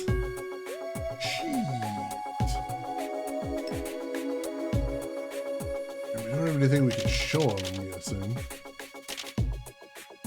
Photos, we have the files. No, we can't. Alright, I guess that's all we're getting from him now then. Let me save again. Feels like it's been a little bit.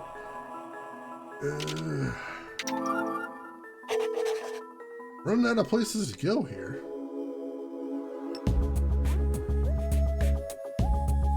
That's all I wanted to know. Good, then beat it, alright?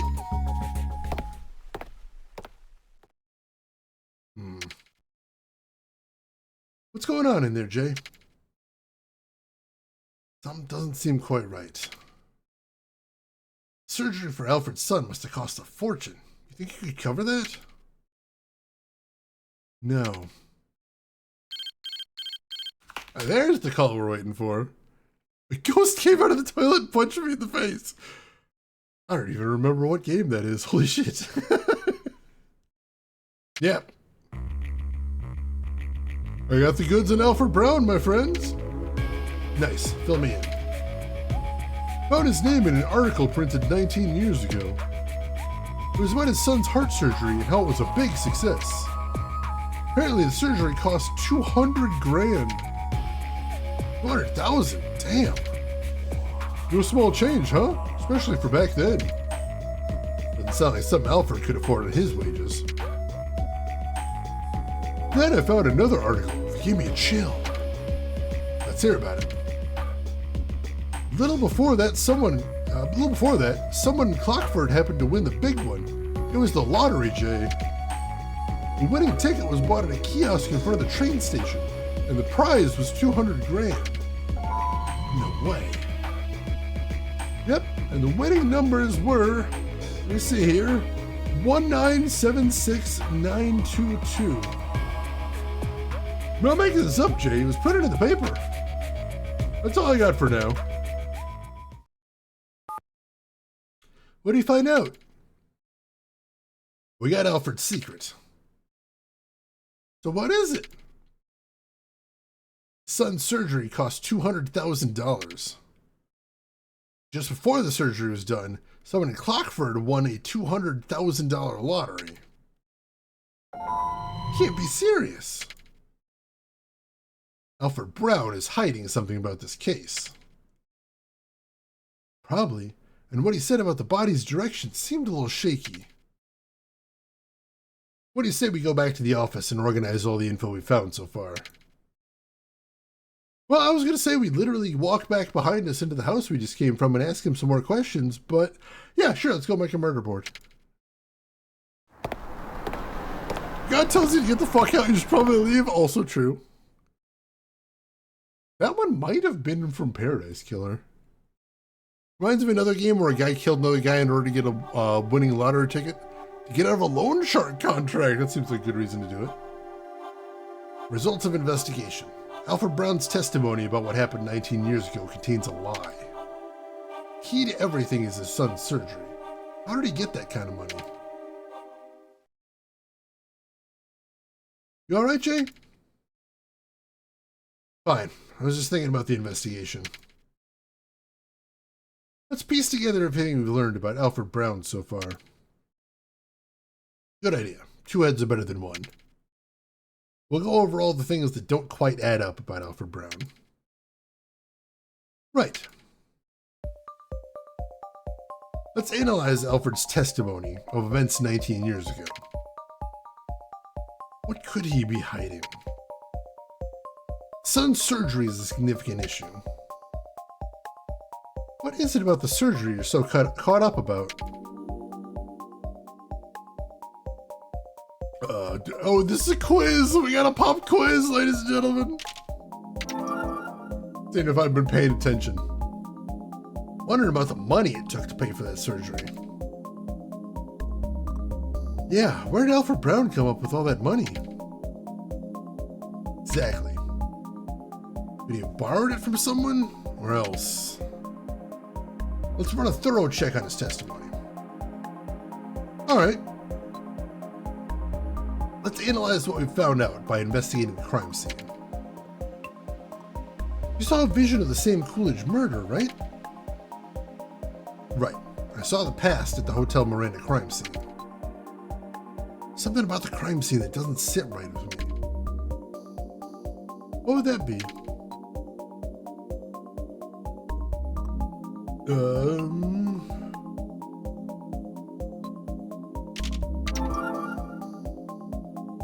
The body was lying face up when found.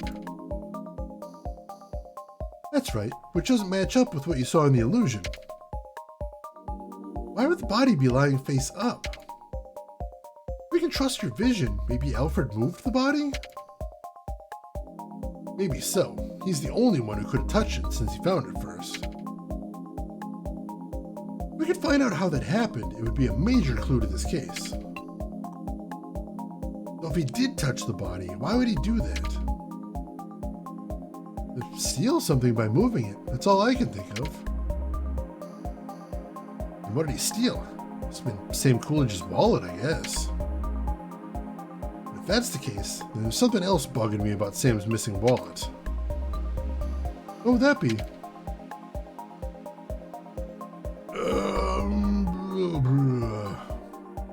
What was inside the wallet? Wondering what was in the wallet. Yeah, what could have been in that thing? Sam Coolidge's wallet was gone. It must have been overlooked back then because he was always short on cash. But we know that Sam Coolidge was always buying lotto tickets. Check this out, Kate. Tomorrow, we call in Alfred Brown for questioning. Perfect.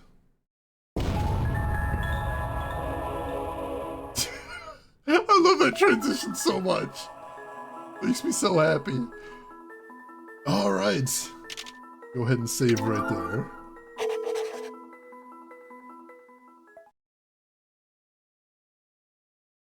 March 9th, 2010, day 3. Alright, hang on just a moment. Let me check something. But I think... yeah, this seems like a good place to stop for the day. Number 1, because we made some good progress. We got through the first 2 days of the game.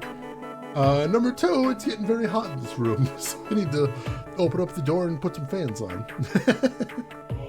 So I'm curious what you folks think of the game so far. How are you liking it to start out? So far, I'm not finding the murder case super compelling, and the game's habit of repeating facts over and over again is definitely getting on my nerves a little bit, but I still really like the visual aesthetic. And, well, I have some theories about where the murder's going. I'm willing to see how this plays out. So we'll definitely be streaming this tomorrow if you want to see how where we're going from here. Yeah, the vision is a cool mechanic. I don't think it's been used super well yet, but like, excuse me. But the way they do the dual vision and the way you can kind of see into the past a little bit, that is interesting. I'm eager to see what they do with that, probably more than anything else. What else, I like it enough to want to play it myself. Ooh, that's high praise. Digging that. Oh yeah, the music is cool. I'm really liking the music. The title screen music's probably my favorite track. Just a really neat tune. So yeah, we'll see how this goes. Tomorrow we'll be picking up right where we left off, so I hope you will definitely join us then. Just to be safe as usual. Make a quick save state there. Thank you for being here, John. Thank you everybody for being here. I appreciate you joining me. Always fun checking out these new games with you folks. I enjoy it very much. Best part of my week, I'd say. So, we do have one thing to do before we call it quits today, as always, and that is going to be... let's see who all else is online. So if you're not done watching Twitch for the day, maybe I can send you somewhere cool. I would like the opportunity to, definitely. So if you haven't already, make sure to hit follow. That'll be the easiest way to find me tomorrow, or at any point if you'd like to come back. We'd love to have you. You can enable notifications too. That'll let you know when I go live. I personally find that useful. We got a couple of links in chat you might want to check out if you haven't seen them yet. We've got a link to my Discord if you want to chat with me and the rest of the community outside of the stream. Feel free to jump in there. We also have a link to my YouTube where I archive all the games I've played on the stream before. So if you want to check out the predecessor to this game, Hotel Dusk, or if you want to check out any parts of this game that I've played that you might have missed, feel free to jump in there. Everything is going to be up there for free. Help yourself to that. And I'm checking to see who is live right now. See where we want to go today. We got a couple of nice options, actually. We've actually got somebody that I basically never get to raid here.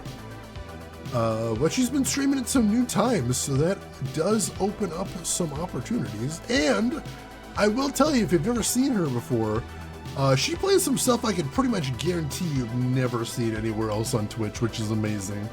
Right now she's playing some old Apple II games, as a matter of fact. So I would really love it if you folks would join us as we raid fellow retro streamer Ann K.